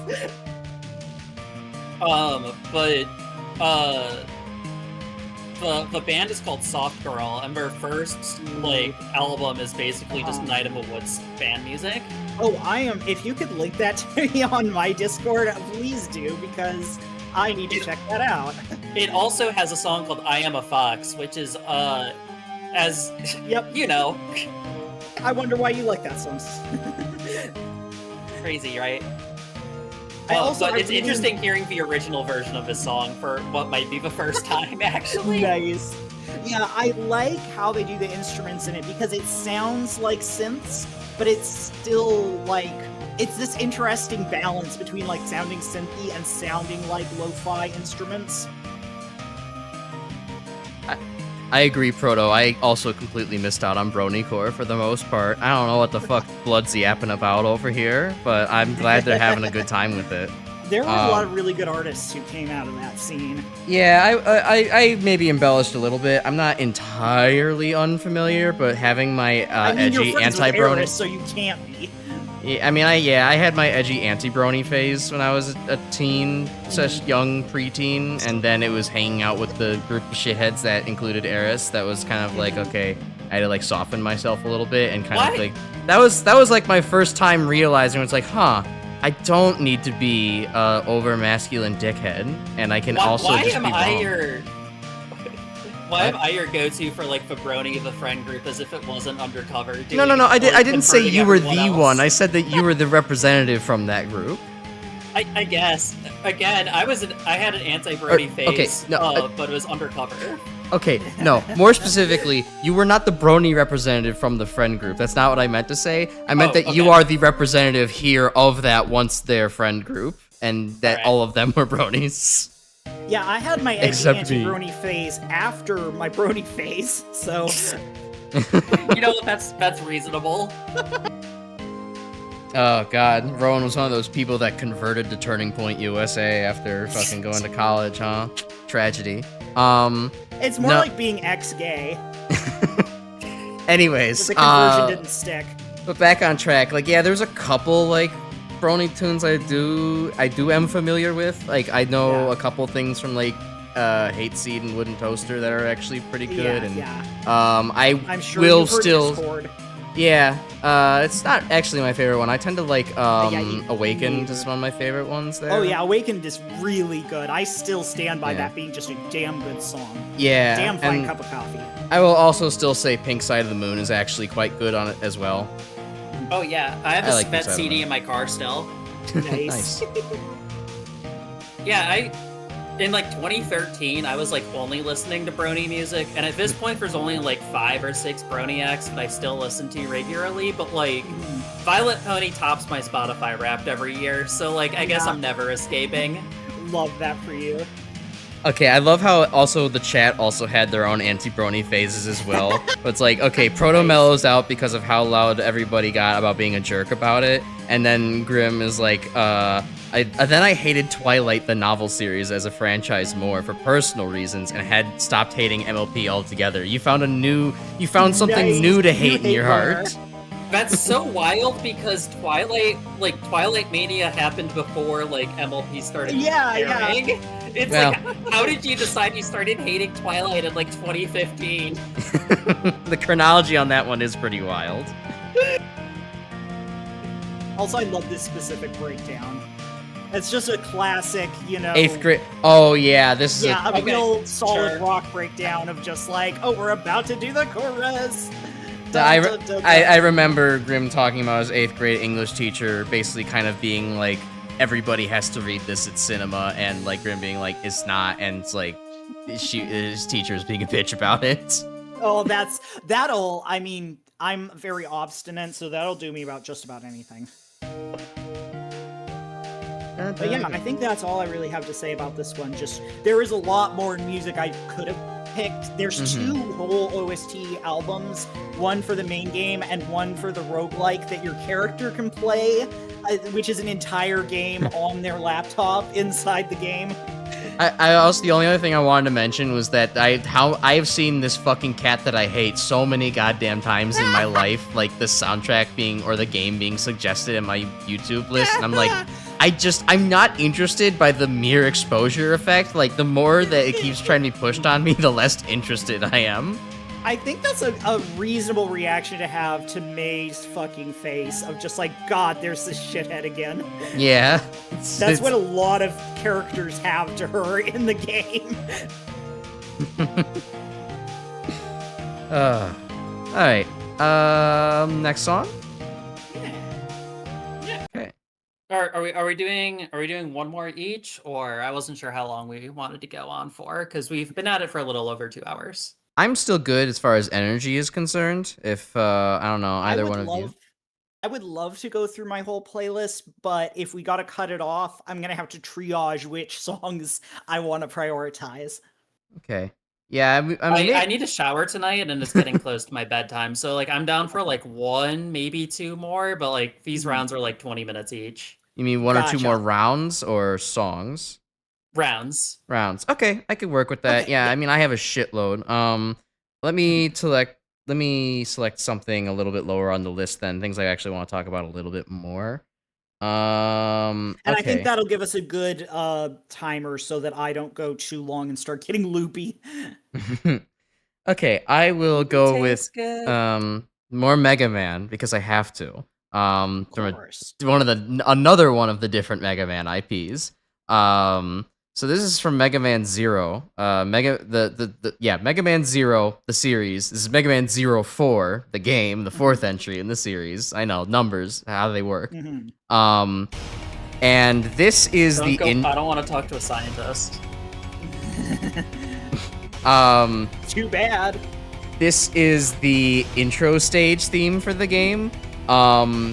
So like, I could talk about maybe the intro, like a little bit of like how it's like there's humans kind of like trying to escape from the city of Neo Arcadia, which kind of was like the human paradise for a while in this very fucked up and fallen world. But like now you got the evil Dr. Weil that's like back and like is really fucking with things and trying to turn into a horrid dictator. And like some people are like, I'm getting the hell out of here. But like as they do so in this caravan, they're actively being hunted down for doing so. And you're hopped on as Zero being like, okay, time to fucking defend these people. So basically this entire intro stage takes place on a series of moving trucks as you hop from truck to truck, slicing enemies down. That's very Sonic. Yes, it very much is. And I love this song for the like many reasons. One being like the horse galloping that's going on, which like is very fun. It's like it's very fun. It's very good and unique, but also like there's no fucking horses in this world. Like the only horses that exist are like centaurs. Well, The those centaur bots. There's the one centaur robot from the classic series, but that was literally over 300 years ago in the game's timeline. Gotcha. Horses themselves, I'm pretty sure, don't exist anymore. Like, a lot of life in, like, just organic life has gone extinct. And maybe robot horses, but you're using fucking caravan of trucks in this level. And, like... The trucks are carrying and transporting robot horses. Sure. But it's still a really cool way to keep, like, the drive going of the song. And I've also heard mixes without that horse galloping going on. This does not sound the same whatsoever as a result. This is one of those things, like, if this is not, like, accurately done, even if it's replaced with a different instrument, it just sounds wrong, entirely wrong. Yeah, I can imagine that. But, like, I love how there's, let's see, some of the other theming of the theming is very heroic, obviously, but, like, there's still these tinges of, like, frustration going on within the theme. And, like, it really reflects the in-lore, the fact that, like, Zero, the character, is still doing this shit, having to fight maniacal assholes all the time, and, like, from, like, killing the people. And, also the big, like, the robot war that has literally been going on for, like, 200 years. He had been in hibernation for the last 100 recently and only woken up for, like, and had done 4 campaigns like this now. And, like, he's like, the world has not stopped churning out evil assholes, no matter how many of them that he's, like, participated in killing and stopping. And also, like, he's also partially to blame because of this whole thing, where it's, like, he was originally developed by Dr. Wily in the classic era, but then he brought, like, some kind of fucking virus to the future that, like, started causing a lot of the, like, robot wars of people of the robots becoming mavericks and being like hostile towards humanity. And so then we get robot wars going, and that just kind of keeps, you know, going and going. It's like he's part of this whole fucking thing. And, like, you know, he's not gonna escape. Right, you get this anguish going on from the song, as well as this, you know, heroic driving beat at the same time. And while the song loops again, we can maybe listen to this on the next go around. But, like, the guitars also work really well in the final coda of the song. Like, they do, you know, some nice noodling, like, you know, to kind of bring things together. But then when you actually transition to, like, that final coda, like the 4th coda of the song before it fully loops, like, it really conveys that frustration and pain of, like, you did, like, this is a short serviceable loop on its own in game. Like, you don't need that 4th coda of, like, that really fucking cool guitar solo, but, like, it just jacks up the drama and tension and, like, reminds you of the situation. And, like, I think that's really neat, and it's something that's just, like, is not necessary for what this track was. Like, I don't think I never appreciated this song in-game because of how quick the intro stage goes. See. And I think, like, you know, with video game music, I tend to feel like shorter is better. And definitely shorter is probably better from a development standpoint. So it's nice when, you know, it's like every part of this song adds something by being there. Yes. I just want to say, because I haven't talked about any music at all, like, the song sounds super badass, and The galloping definitely stands out, both with like the percussion and like the bass. I think is playing it, which is like very Iron Maiden. Yeah. Like every Iron Maiden bass part is da da da da da da da da da da da da. It is kind of like that. You're right. Yeah. Now, all right, I'm gonna have to listen to more Iron Maiden now and be like, oh yeah, shit, I can't hear it. Yeah, Like, and I have a Power general weakness Slave, for. I have a general weakness for wailing guitar, so. Yeah, this series is great for that. Like, Grim is mentioning the Mega Man Zero fan predicament of every music arrangement either being the best thing ever or mid as hell within the soundtrack. But like the best things ever really are the best things ever. Like I skipped over my previous one, Power Bomb, which is my actual favorite song from like the entire series. But like I have a little bit less to say about that one, other than the fact that hopping from plane to plane is really fucking cool. Yeah. But I had more to talk about with this one, and also I've been listening to it like pretty frequently the last couple of days, so it's like, okay, I need to say something about it, clearly. Hell yeah. Let me catch up on chat. Yeah, that's Love basically the those break. Zero gave Sigma COVID and kickstarted World War III is basically what happened. Yeah, that's not entirely wrong for the series. Kick-ass stage theme. Percussion does make the song. Keep associating Iron Maiden with that one Toho song that it inspired. Eris, this sounds like the thing that you would know. Surprise me. I've only played one Toho game, and I'm not very good at it, and I don't listen to Toho music, but I'm also very curious as to what Iron Maiden song, or like the Iron Maiden Toho song. Yeah, Proto, if you know that, drop it either in the chat or drop it in the Discord later, and we can check that out. There is a Toho fighting game that looks really cool because the characters are flying, so you can like juggle opponents up, but you can also juggle them down like towards the ground. Bro, that's amazing. But like apparently the game's dead and like no one plays it, so it's not worth buying, which is very sad. That's too bad. All right, I can move on to the next one. Okay. All right, so I believe Eris, this is your next pick. Yeah, I'm gonna be real. I don't have much to say about this one. I don't remember if I sent the calm version or the like actual vocal version. Okay, I sent the actual vocal one. But I was playing a lot of this game because it's a roguelike when I was recovering from surgery and I was at my parents' house with nothing else to do. Yeah. And there's like a few times where I found myself humming this song and I'm like, what is this song? What am I singing? That's one of always those a fun earworms. moment. Oh, that's some really cute vocals. Funky Bunui! Chat is loving the bunnies. Oh, as they should. So the shopkeeper in this game is a cat, and if you press a button, you can pet her. Aww. But this, the Emerald Lakeside is the frog area, and all the frogs are like into singing because all of like every area has like one thing they're really into, and all the frogs like art and they love singing. Aww. So this is the one vocal track in the game is for their area, and it's like the boss is singing as you're killing them. Hell yeah. So it's kind of like Scylla back to the first one. I'm agreeing with what Chat's saying right now, that it's very Sonic coded. It's like Cream's theme from like if she was in Adventure 1.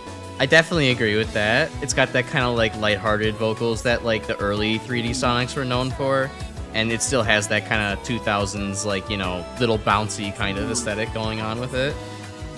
Oh yeah, I can see that. I definitely hear more of like an anime opening, especially like this version with lyrics. I normally think of the one where it's just them saying, like, instead of words, it's just them going la la la la la. Because that's what plays like before you get into any of the boss fights, and you hear it like when you're browsing the shop and stuff. I would Less say focused on whatever the fuck is happening in game, because this is a bullshit ass game to try and parse. Nice. I was gonna also say like, yeah, anime opening / like VTuber BGM, cute girl VGM, like that was the obvious answer. I didn't want to quite go there considering there's like literally a rabbit girl on my screen right now. Two, in fact. Sounds like a bow song. Kinda, yeah, Proto. I wouldn't completely doubt that.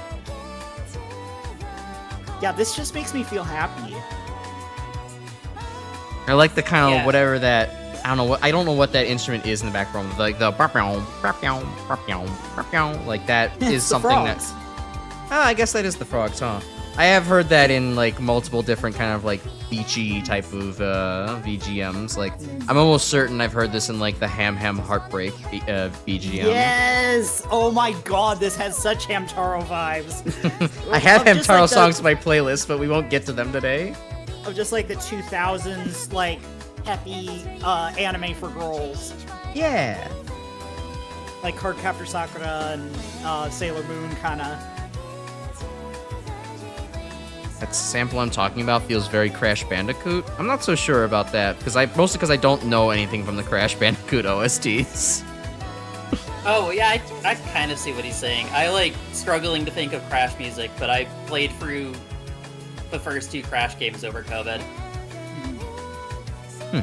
I tried going back to finish Crash Free recently, and I'm like, man, this sucks. I don't want to play this. The series is like built on jank, and when the jank clicks with you, it's so much fun. But like getting back into it is a struggle. Yeah.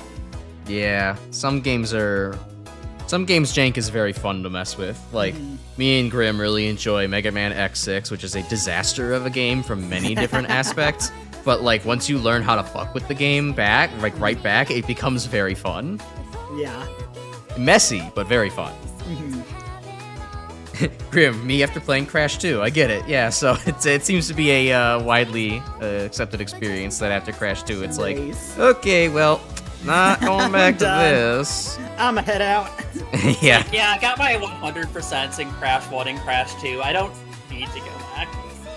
I also think Crash 3 is just kind of not as good.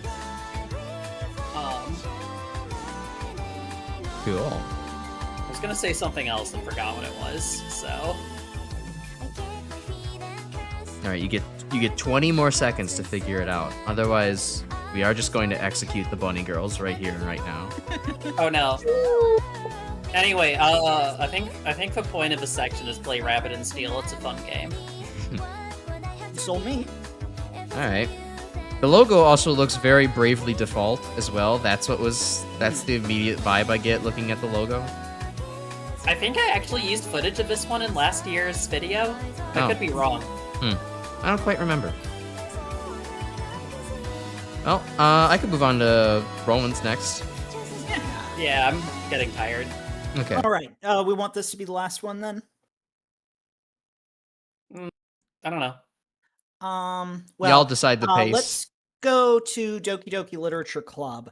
If anybody is interested in the track Mandus and anything about Amnesia, Machine for Pigs, check out the Jacob Geller video, Why Does Horror Music Sound So Beautiful? Because that's basically all I had to say was I watched that video and I really loved Mandus when he mentioned it, so you don't have to listen to me talk about it, you could just listen to Jacob Geller talk about it.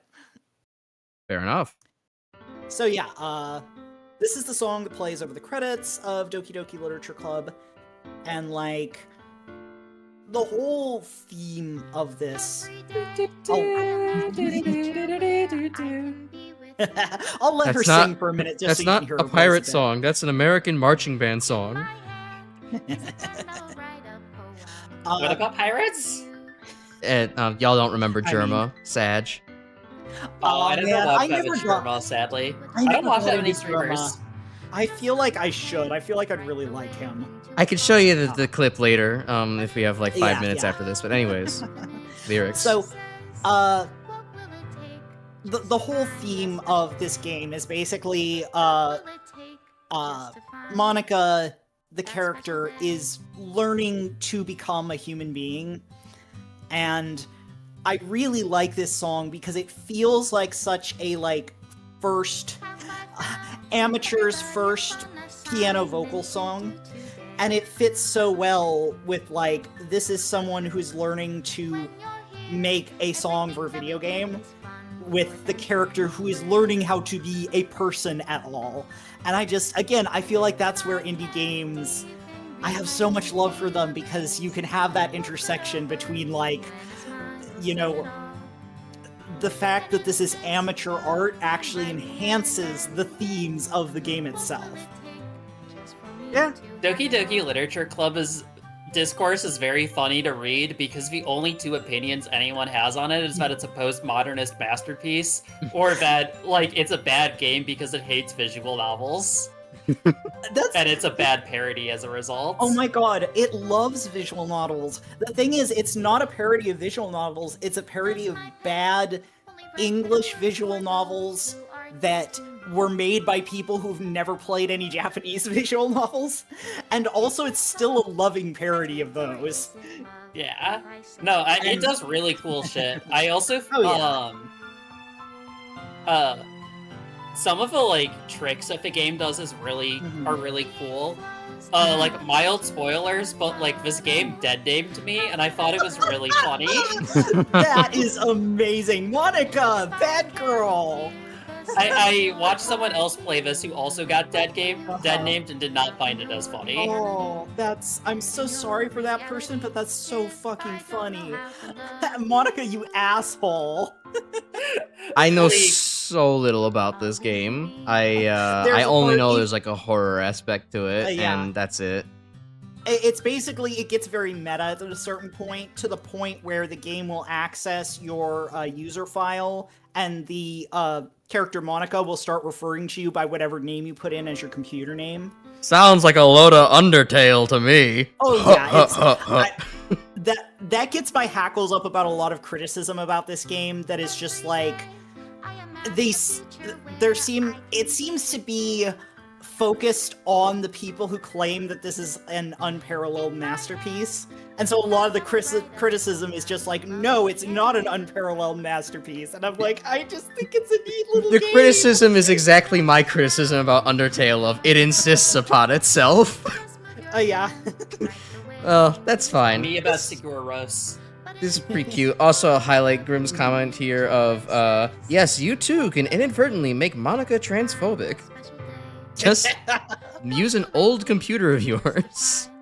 Yeah, I mean, basically, like, this was, like, after I changed my name, but, like, when I wasn't out to my parents, so I didn't want to change my computer name or anything in case they, like, opened my laptop and went, hey!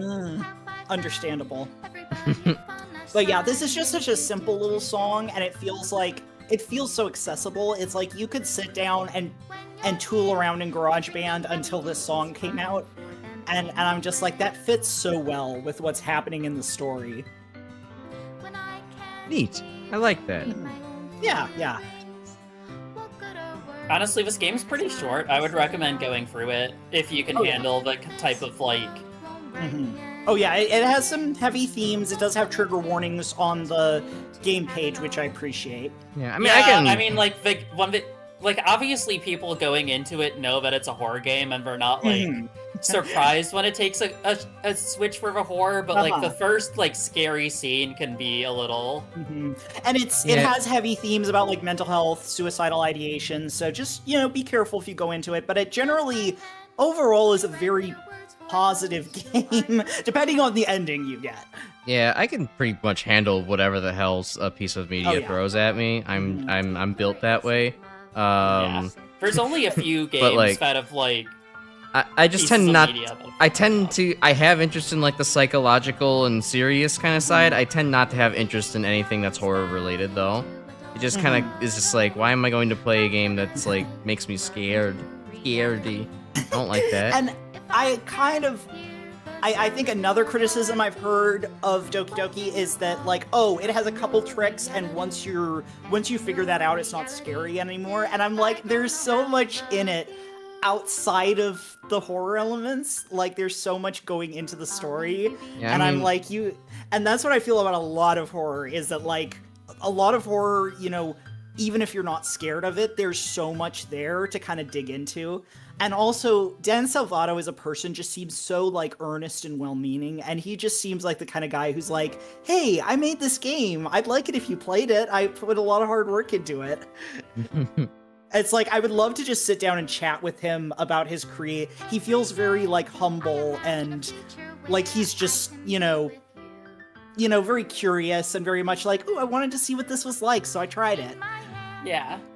And That's I love really that. cool. I love that in a piece of indie art. Yeah, that is good. It's the earnestness really comes off.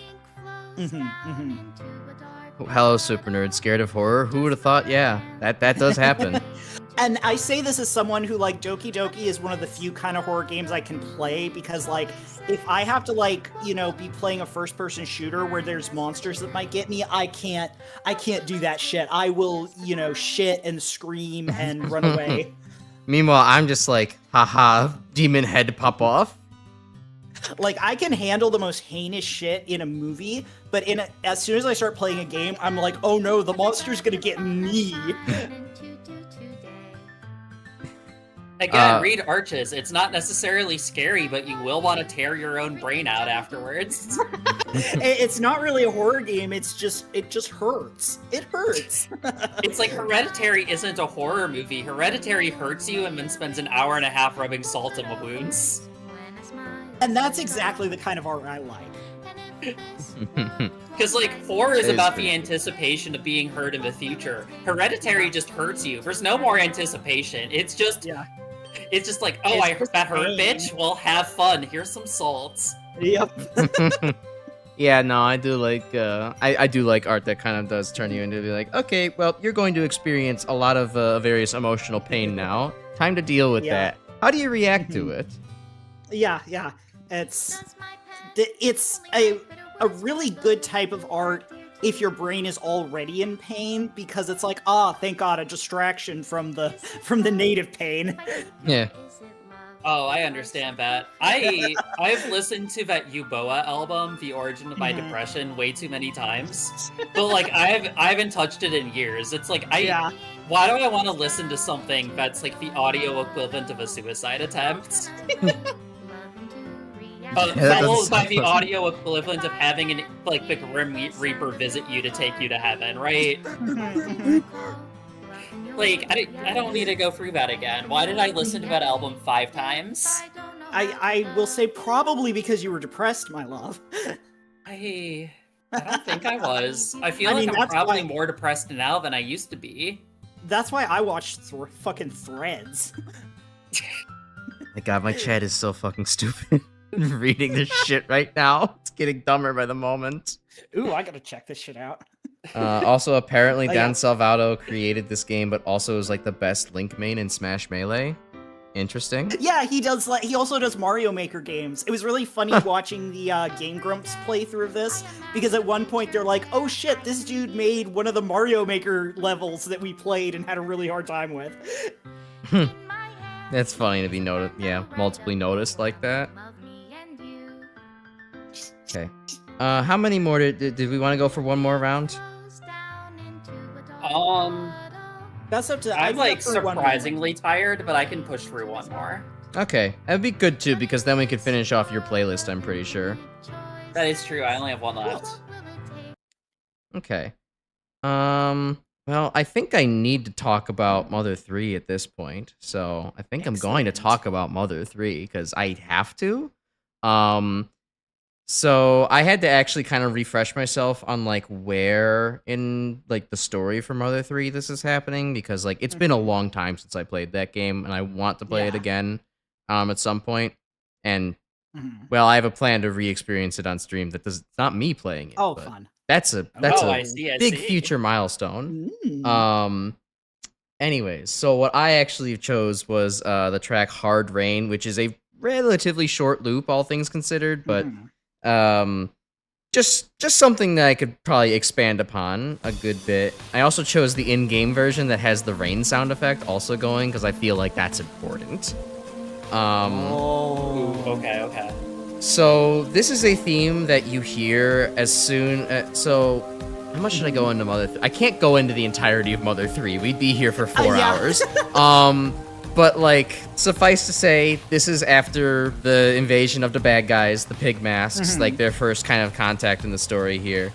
And like you, hold on, let me check the audio on stream real quick. Is this loud enough? I could make that a little louder. So they just kind of came in, fucked some shit up, and what they had recently done was just started in a big-ass forest fire, because they're assholes. They're these dark assholes, and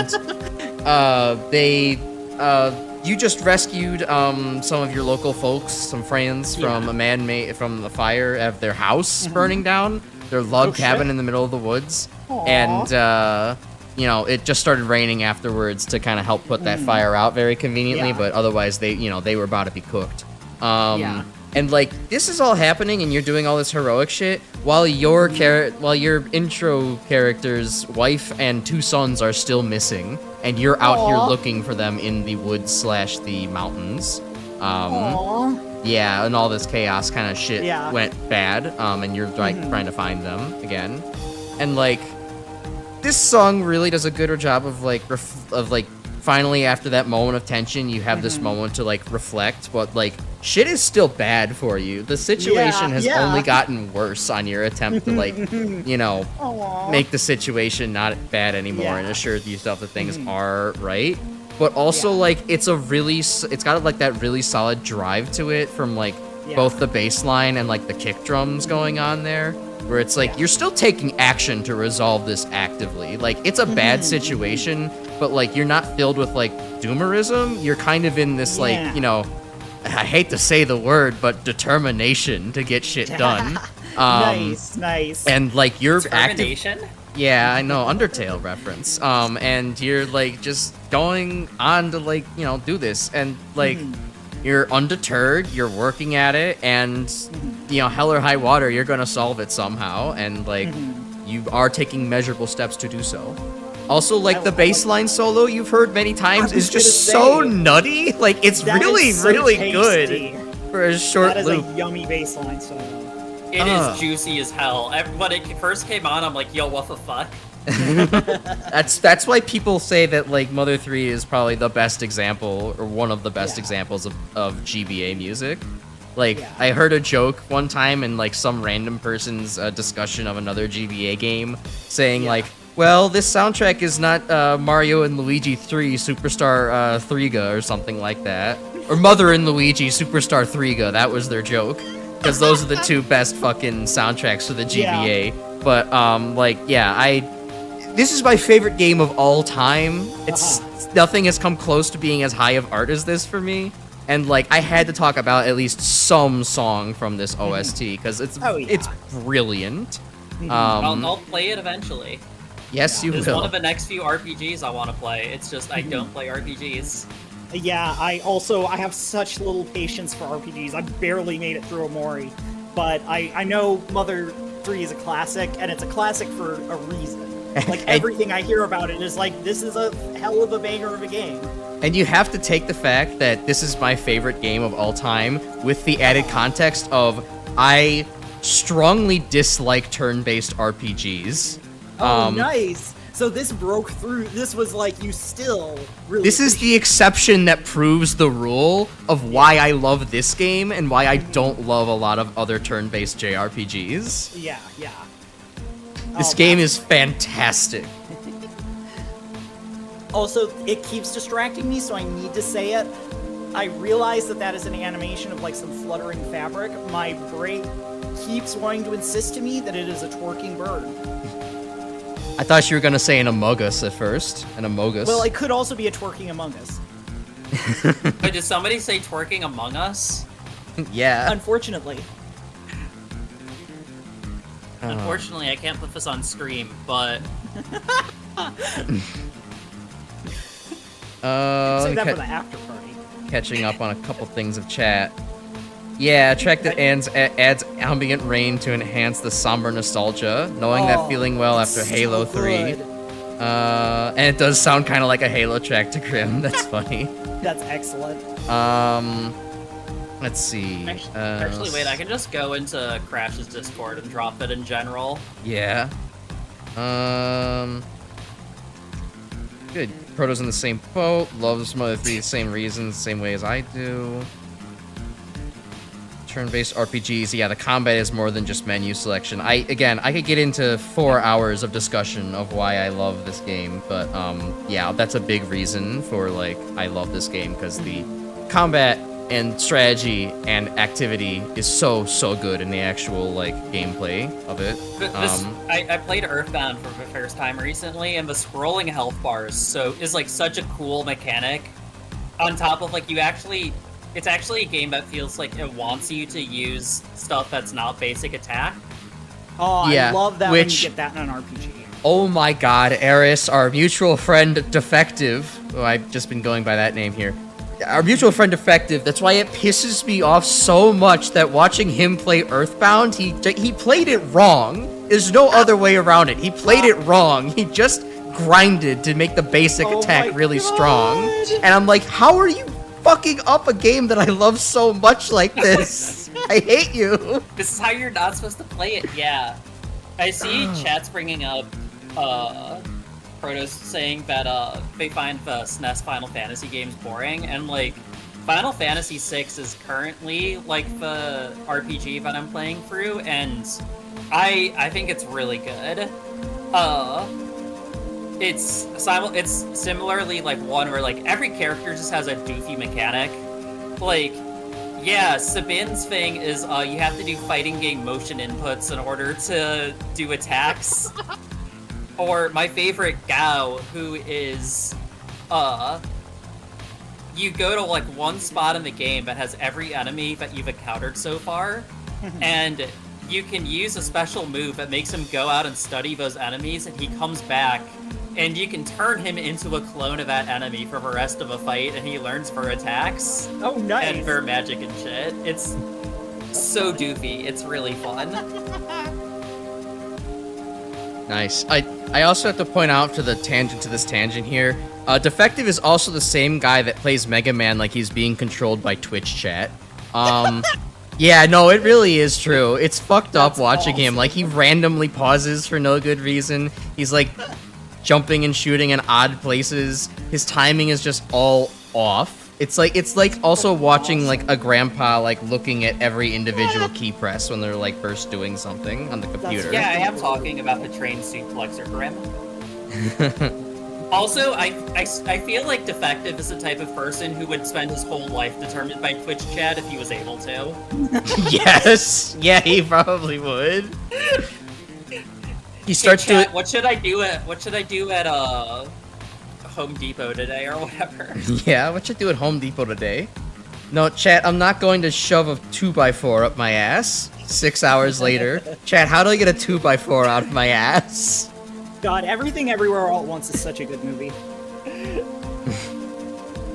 He starts bits mid-playthrough like Germa. He doesn't start bits mid-playthrough. He starts bits just like mid-life. Like, he just does bits throughout the entirety of whatever the fuck he's doing at any given moment.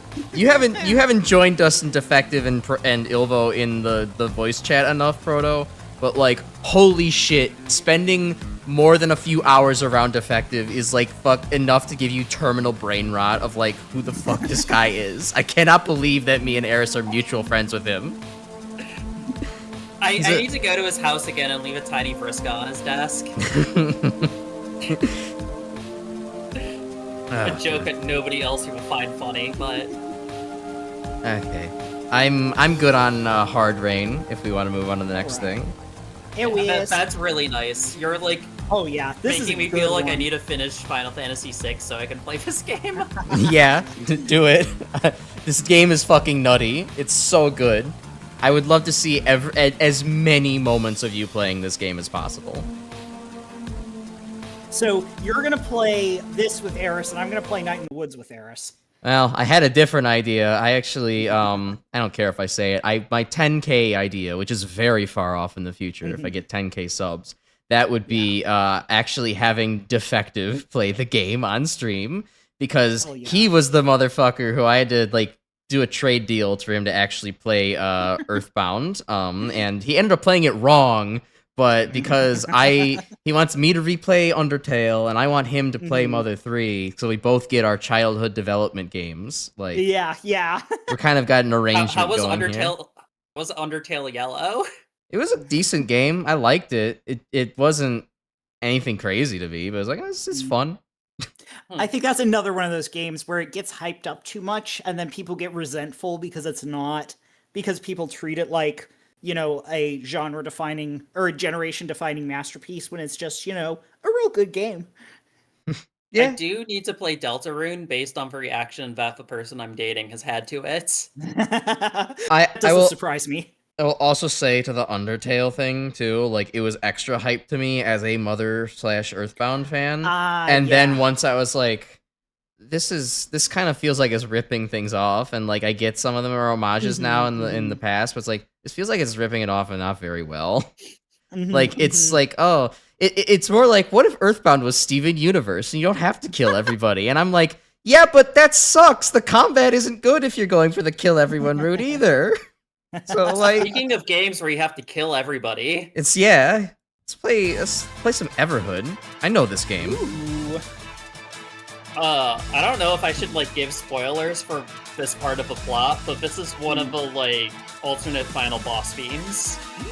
I love a good alternate boss theme. Those are almost always awesome for no reason.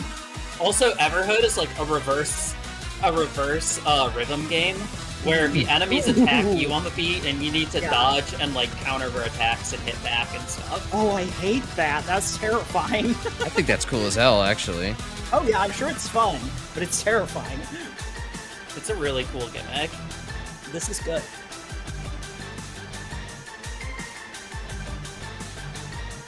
Yeah, now we're all just vibing out to the song, yeah. Do like there's kind of little clicky wood sticks in the background as well. Oh, yeah. This guitar lick is my favorite bit. Oh my god, hi Dragon Force! You're so Yeah. right. Oh my god, hello channel user dichloro diphenyl trichloroethane. Chemistry names, yay. That might be a Vocaloid reference, Jesus. But that's not a bad thing. I love Dragon Force guitar, so This kind of has like a, what's like the weird, there's like this weird party element to it almost. Like it feels very like, it doesn't sound anything like this, but there's like a hint of the same energy from like the fucking Kirby Air Ride Bouncy Boxes song, where it's like, you know, the one they joke that it's like, this is the Jewish song in Kirby Air Ride. I see. this is crunchy. But it is also the best guitar solo we've heard out of any of these. This is a pretty cool fucking guitar solo. Yeah, the Kirby song from a bar mitzvah, that's what I was going for. That's delightful. This game is pretty deep into like certain aspects of philosophy as well. So like, I think this game does a lot of really cool stuff. I didn't love it as well as like and a lot of the music does kind of feel like very like wannabe game music composer type stuff. Yeah. In a way that like, you know, for a rhythm game, there's only a couple of songs that I'm like, oh yeah, this is actually good. I actually want to listen to this. But this is one of them. Oh They got yeah. cool organs going on now. I like ominous Yeah, organs. and it's interesting without necessarily being too much. Yeah. One of my friends said that he thinks that if Everhood didn't exist and there was only Everhood 2, then Everhood 2 would be one of his favorite games of all time. Yeah. So I might have to check it out, but like I kind of had my fill of it again. I just like how active it is throughout the entire way. Like, yeah, this is a very good, like, I'm pumped up to do shit kind of song. Yeah, Like, I mean, I did not link a gameplay video for this, because like I said, it's a rhythm game, but it is a final boss. Yeah. It's a good final boss theme. I agree. Fuck yeah. For like one of the 4 endings. I'm also kind of a sucker for the very blast beaty kind of drums as well. That's one of my favorite kind of like, you know, power metal things. I'm a big power metal head. I love me some Ronnie James Dio, so like... Oh, hell yeah. Yeah, this game has a lot of power metal going on. The Rasta Beast theme, too, is another one, where it's just like... His whole thing, it sounds like a lot of build-up, but you get to one part where it just is full-on tremolo picking, as you're just like, holy shit, what the fuck am I supposed to do against this the first time you fight it? Nice. But I had to do that fight like 3 or 4 times, because I kept messing stuff up. Oh, I love that ending. Just a sudden. Just sudden cut. Oh, that was a the rough ending. one. Even after beating it twice, like beating it the third time was still kicking my ass. Yeah. Sweet. Yeah, this seems like it would be really fun in a rhythm type of game. With just a hard Absolutely. beat and all the weird little tricks. Yeah. I don't have much more to say. It's a good song. That was a good song, Eris. Yeah. Alright, we would You like got to move good on to taste, Rowan. kid. I said I did. I promised I had better taste than everyone else. Well, I'm not so sure that you proved that to me, but you do have good taste. I'll give you that. I probably didn't prove it to anybody else either. I'm sure they all think their taste is better than mine. Meanwhile, I the only did that audience is because I'm thinking, selfish. wow, 3 cakes. Yeah, exactly. No, I meant the audience is thinking that their personal taste is better than mine, not either of yours. Fair. Yeah, Grim is like, are you challenging me? Alright. Would we like to move on to Rowan's final song of the night? Yeah. Alright. Don't you mean the final song of the night? Shut up, grammar bitch. Well, I am going to cheat a little bit because this last song it's from a boss fight that's split up into parts. So the last 2 videos, just play them through and then loop the 4-minute one. Okay. So it's basically like it's Yeah. technically 2 songs, but it's the same song that just. I hear what you mean. One's kind of a yeah. postlude to Yeah. the other. So this is, man, I feel like I have to spoil Omori just to get across the emotional resonance of this, but I'll at least try to do it with less spoilers. But it's basically, this isn't the last song of the game, but this is the emotional climax of the good end, where, you know, the whole thing of the game is that you're basically fighting yourself through the whole game. The whole game is, the main character has done something terrible, by accident, but still terrible, and he spent the entire game just like, you know, trying to come to terms with that, and this is him, the last boss fight is literally against yourself, and you are, trying that's cool. to... Oh yeah, and you're trying to... It's basically the 2 parts of yourself being like, my friends love me and want me to forgive myself and move on, versus your friends will hate you for what you did and you deserve to die. And so the main character, part of his story is that he used to play violin, and like him kind of having a breakdown and stopping the violin is tied in with the terrible thing that he did, and so the violin playing is you know, thematic along with just being beautiful. I've not played Umori. Did the main character do the same bad thing that Chase Hunter did? Yes, but by accident. Okay. I love how that doesn't even spoil things for me. But Yeah. I do It like. spoils people who have read an obscure furry visual novel. Yeah. And also he's a lot younger. Well, although Chase was a kid when he did that, so it's... Yeah, Chase was like 11. Yeah, and I think I think the character is actually, like, canonically 12. I think they actually do state that at one point. And, like, it's a couple years after that happened that the game takes place. And it's just like, you know, there's a lot I could try to say to describe it, but it really is one where the music really just speaks to the emotion on its own. And it's just... Omori has an amazing soundtrack and melds the soundtrack with the game in such wonderful ways. Yeah, this does sound very beautiful, and I like that fact of the violin tying back into everything. It's a simple thing to do, but it's good storytelling. It's good shit no matter what. Yeah. This is another game that utilizes leitmotifs very strongly. And so there are a lot of motifs that you go through and you're like, oh shit, this is where that's from. And it like ties the story beats together. Not quite as hard as something like Undertale does, where literally every single track is a reference to another track. But Right. That's right. That's where I would say Mother 3 is kind of also on that good balance, where it's like, okay, not everything has to reference itself, but it will do it occasionally. All I really know about Umori is I was reading Echo at the same time I was watching the anime Anahara. And I'm like, man, I mentioned to a friend, it's like, man, it's really funny that this anime and game that I'm watching have the same plot. And we're like, oh, you should play Umori next. the triple feature, baby. It is. I feel Umori like also has the same plot. Yeah, and this is where, you know, your other self starts to get kind of more locked in, and like the phase of the boss fight changes, and so the music starts to break down and become more crunchy and aggressive and kind of frightening as your character. And the music does that at multiple times in the game. When your character starts to panic, the music becomes more frightening. Because and then this is just like the final stage where shit is getting so real. Oh yeah.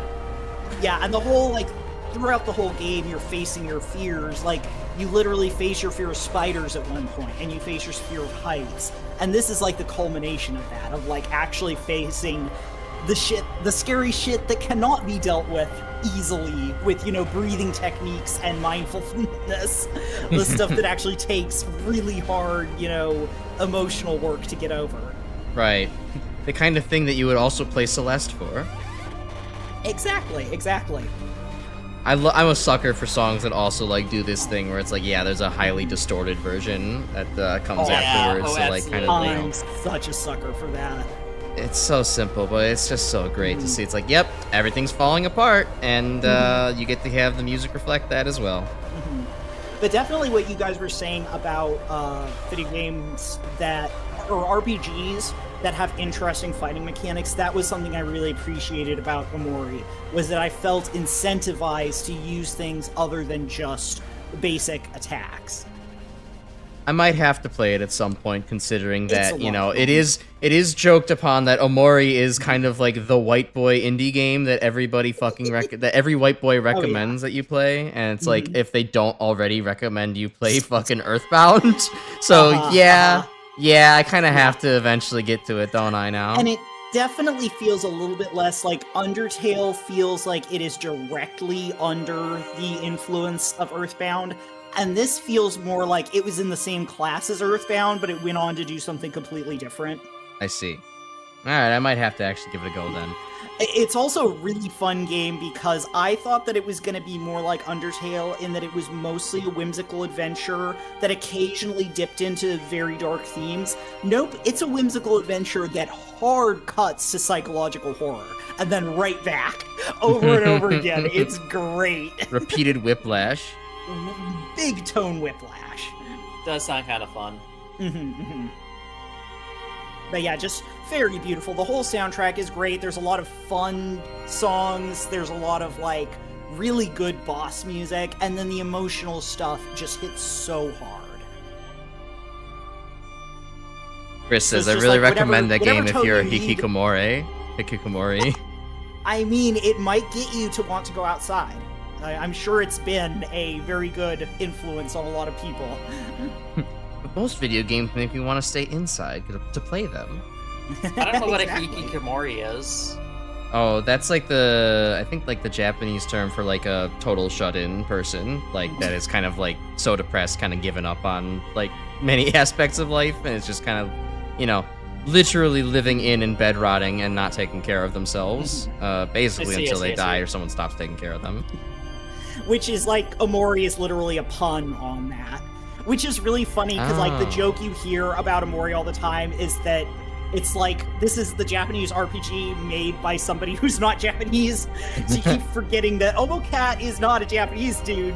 It's just a really Japanese game. It's just a game that wears its influences on its sleeve like fucking badges. It's like, yes, this is a Yume Nikki. Yes, this is a Earthbound. We're not going to pretend it's not.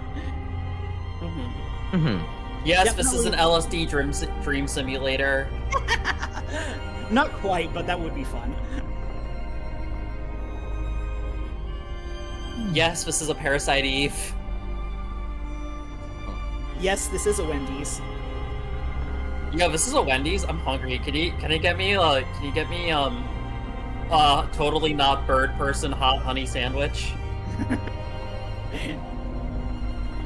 Can I get the Portal Time lemon lime?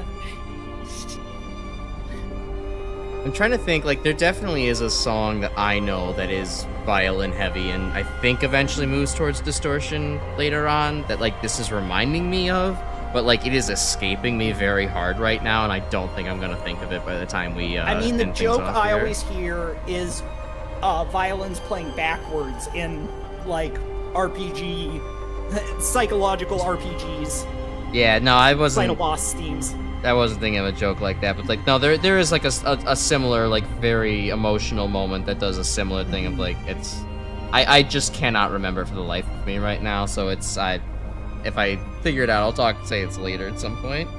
I mean, for emotional heavy hitting, you can't go much better than a violin. Like, Actually, we wait, have no, been I using that remember. for a hot minute. It's not a video game music at all. It's the last Agni Kai. From oh my Atmo. god, this is a tiny bit reminiscent. I love that, actually. You should definitely listen to, like, you know, the restrung versions of it, or, you know, people's arranged covers. It sounds a lot like that in that way. Hell yes, that is gonna be a listen for me. But yeah, that's pretty much all I have to say. I totally recommend Amorai. It's not, for RPG length, it is not long, so, and it's, pretty simple, and it's a lot of fun, and it will hurt you. Awesome. Well, I think with that we can probably wrap things up for the night. Yeah. A lot Definitely. of people. I'm glad a lot of people wanted to show up Let and. poor Eris sleep. Yeah, let Pearl say fuck. But yeah, I'm glad a lot of people showed up and found this interesting. I hope you found it very entertaining. A lot of people seem to be inspired with, like, yeah, they want to participate at some point too. I think that would not. Awesome. It would definitely be a event to organize, but I would be willing to, you know, if we do this again, we could probably have, like, a dedicated, like, you know, Crash's fans guest time, like, and maybe do this Dude, in that would my. be really cool. Yeah, we could maybe do this Yeah. in my VC, and it's like, okay, I will invite certain people at, you know, when we are ready to do things, so. Trolling you, you fool? Oh, Proto, how could you? I mean, I know you're trolling me with some of them, but, like, some of them are pretty good. And I know Grim must be on, Chris had a suggestion, you should make a VGM viewer suggestion stream, but that's okay. I mean, you know, similar things. We could, something like that, however we want to do it. If we want to have invites for people to speak, or if just, like, suggest something and then we could speak on it, you know, later. We could react But to again, this is a crossover promotion. You're right. Yes. Next week, we're going to be talking about 5 to 7 of my least favorite songs of 2025. Oh. And sometime in February, the video should be going up. You know, we could have done up this promotion a little bit better. We should have had the stream in February. Well, that's fine. We Well- could do another one towards February when the video is almost edited. But wow, 5 to 7, fucking recession indicator, huh? Usually you have like 9 or 10. Unfortunately, I'm moving next month. All right. Well, I guess the 2025 list will be shorter. But if you haven't listened to the 2021 to 2024 covers we did, I will warn you: the 2021 to 2023 was done with shitty microphones, and before I became VTuber, so like we had to dub over my name several times. So like the audio quality's not the best, but they are very funny. Dead name Crash. The joke I'm so sorry. quality is very high. The joke Especially quality in is good. 2021, like the jokes wrote themselves. So if you want to go to PigSerpent's channel, you may very well do so. And if you want to find it from my channel, I have a playlist that this video itself is in, where you can go and watch all of those in that order. So yeah, we'll be doing one of those again for this year, and when it's out, it'll be out, and we'll do another promo probably to show it off. But you know, we thought we might as well just remind people now and give them a chance to take a look at that. But yeah, so thanks for joining all of us tonight. Please be sure to do the interactive stuff with the video of liking, hyping, sharing, maybe even subscribing if you're lurking in the background there and have not subscribed before. Liking and piping? You're piping this video? Piping? What the fuck? No. Hyping. HYP. There's a new feature on YouTube. In there. Bro, I heard you say you wanted people to pipe your video. He meant cake decorating. This is a fucking common theme with you, Eris. You have misheard me say simple words for the entirety of time. He crashed on my ick until I cuss. Alright. Be sure to interact with the video. I was gonna thank you for letting us on the stream, but now I'm not so sure. Yeah, maybe it's a curse. We're definitely not gonna get an invite back. Well, at least we had a good one while it lasted. I think he's gonna invite you back. It's me. I'm not. Yeah, I'll invite Robo Eris, the AI clone. We trained an LLM on 1,000 My Little Pony fanfics, and now it's gonna be Eris. And it's like, I don't know, this Eris bot is talking a lot about like Pinkie Pie's Rarity's Needle. But like, I don't know, I guess it works. I have enough writing about music out there, but you probably could train an LMM on like what I've said about music. God, I wish that was ethical, because it was really fun when people would do that without, you know, the bullshit attempts to like fool people with it. I mean, like, I think it's still ethical. I don't know how to do it. Yeah. We can have that discussion another time. We need to let poor Eris rest. So, thank you everybody for joining. And next week will be my last week for streaming. So come by and join for the year until I come back in 2026. So please be sure to come by for last Mega Man Powered Up on Monday, some Kirby on Tuesday, and then some Chemistry on Thursday. I'll catch y'all. I do really enjoy you giving your cheerful outro over this fucking therapy session. I know, I was considering switching, but then I'm like, ah, fuck it. Yeah, it's funny juxtaposition. Crash is gonna fucking die now, so this is his funeral march. Yeah, exactly. Grim says, last week for streaming ever. I'm fucking dying, bro. But thank you to my guests. Check them out.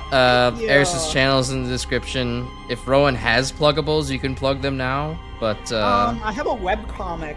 I don't know if I need to like send you the link address to it or whatever. But I could put the link in the description if you send it to me. Okay, I might do that because I don't. It's one of those names that is weird to try and spell.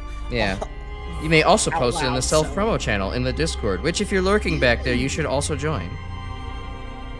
Even I joined, and I don't join Discord servers. It's crazy. My Discord server is just that high quality. But anyways, yes, that'll do it for us tonight. I do mirror Chris's earlier sentiment of I can guarantee this is somehow gonna get copyright, even if we didn't use like licensed fucking pop music or something, but we'll go for it. We'll see what happens. But anyways, have a good night everybody, and I'll talk to you next time when I talk to you. See you later. Eris, you should also say goodbye. Oh, bye. Excellent.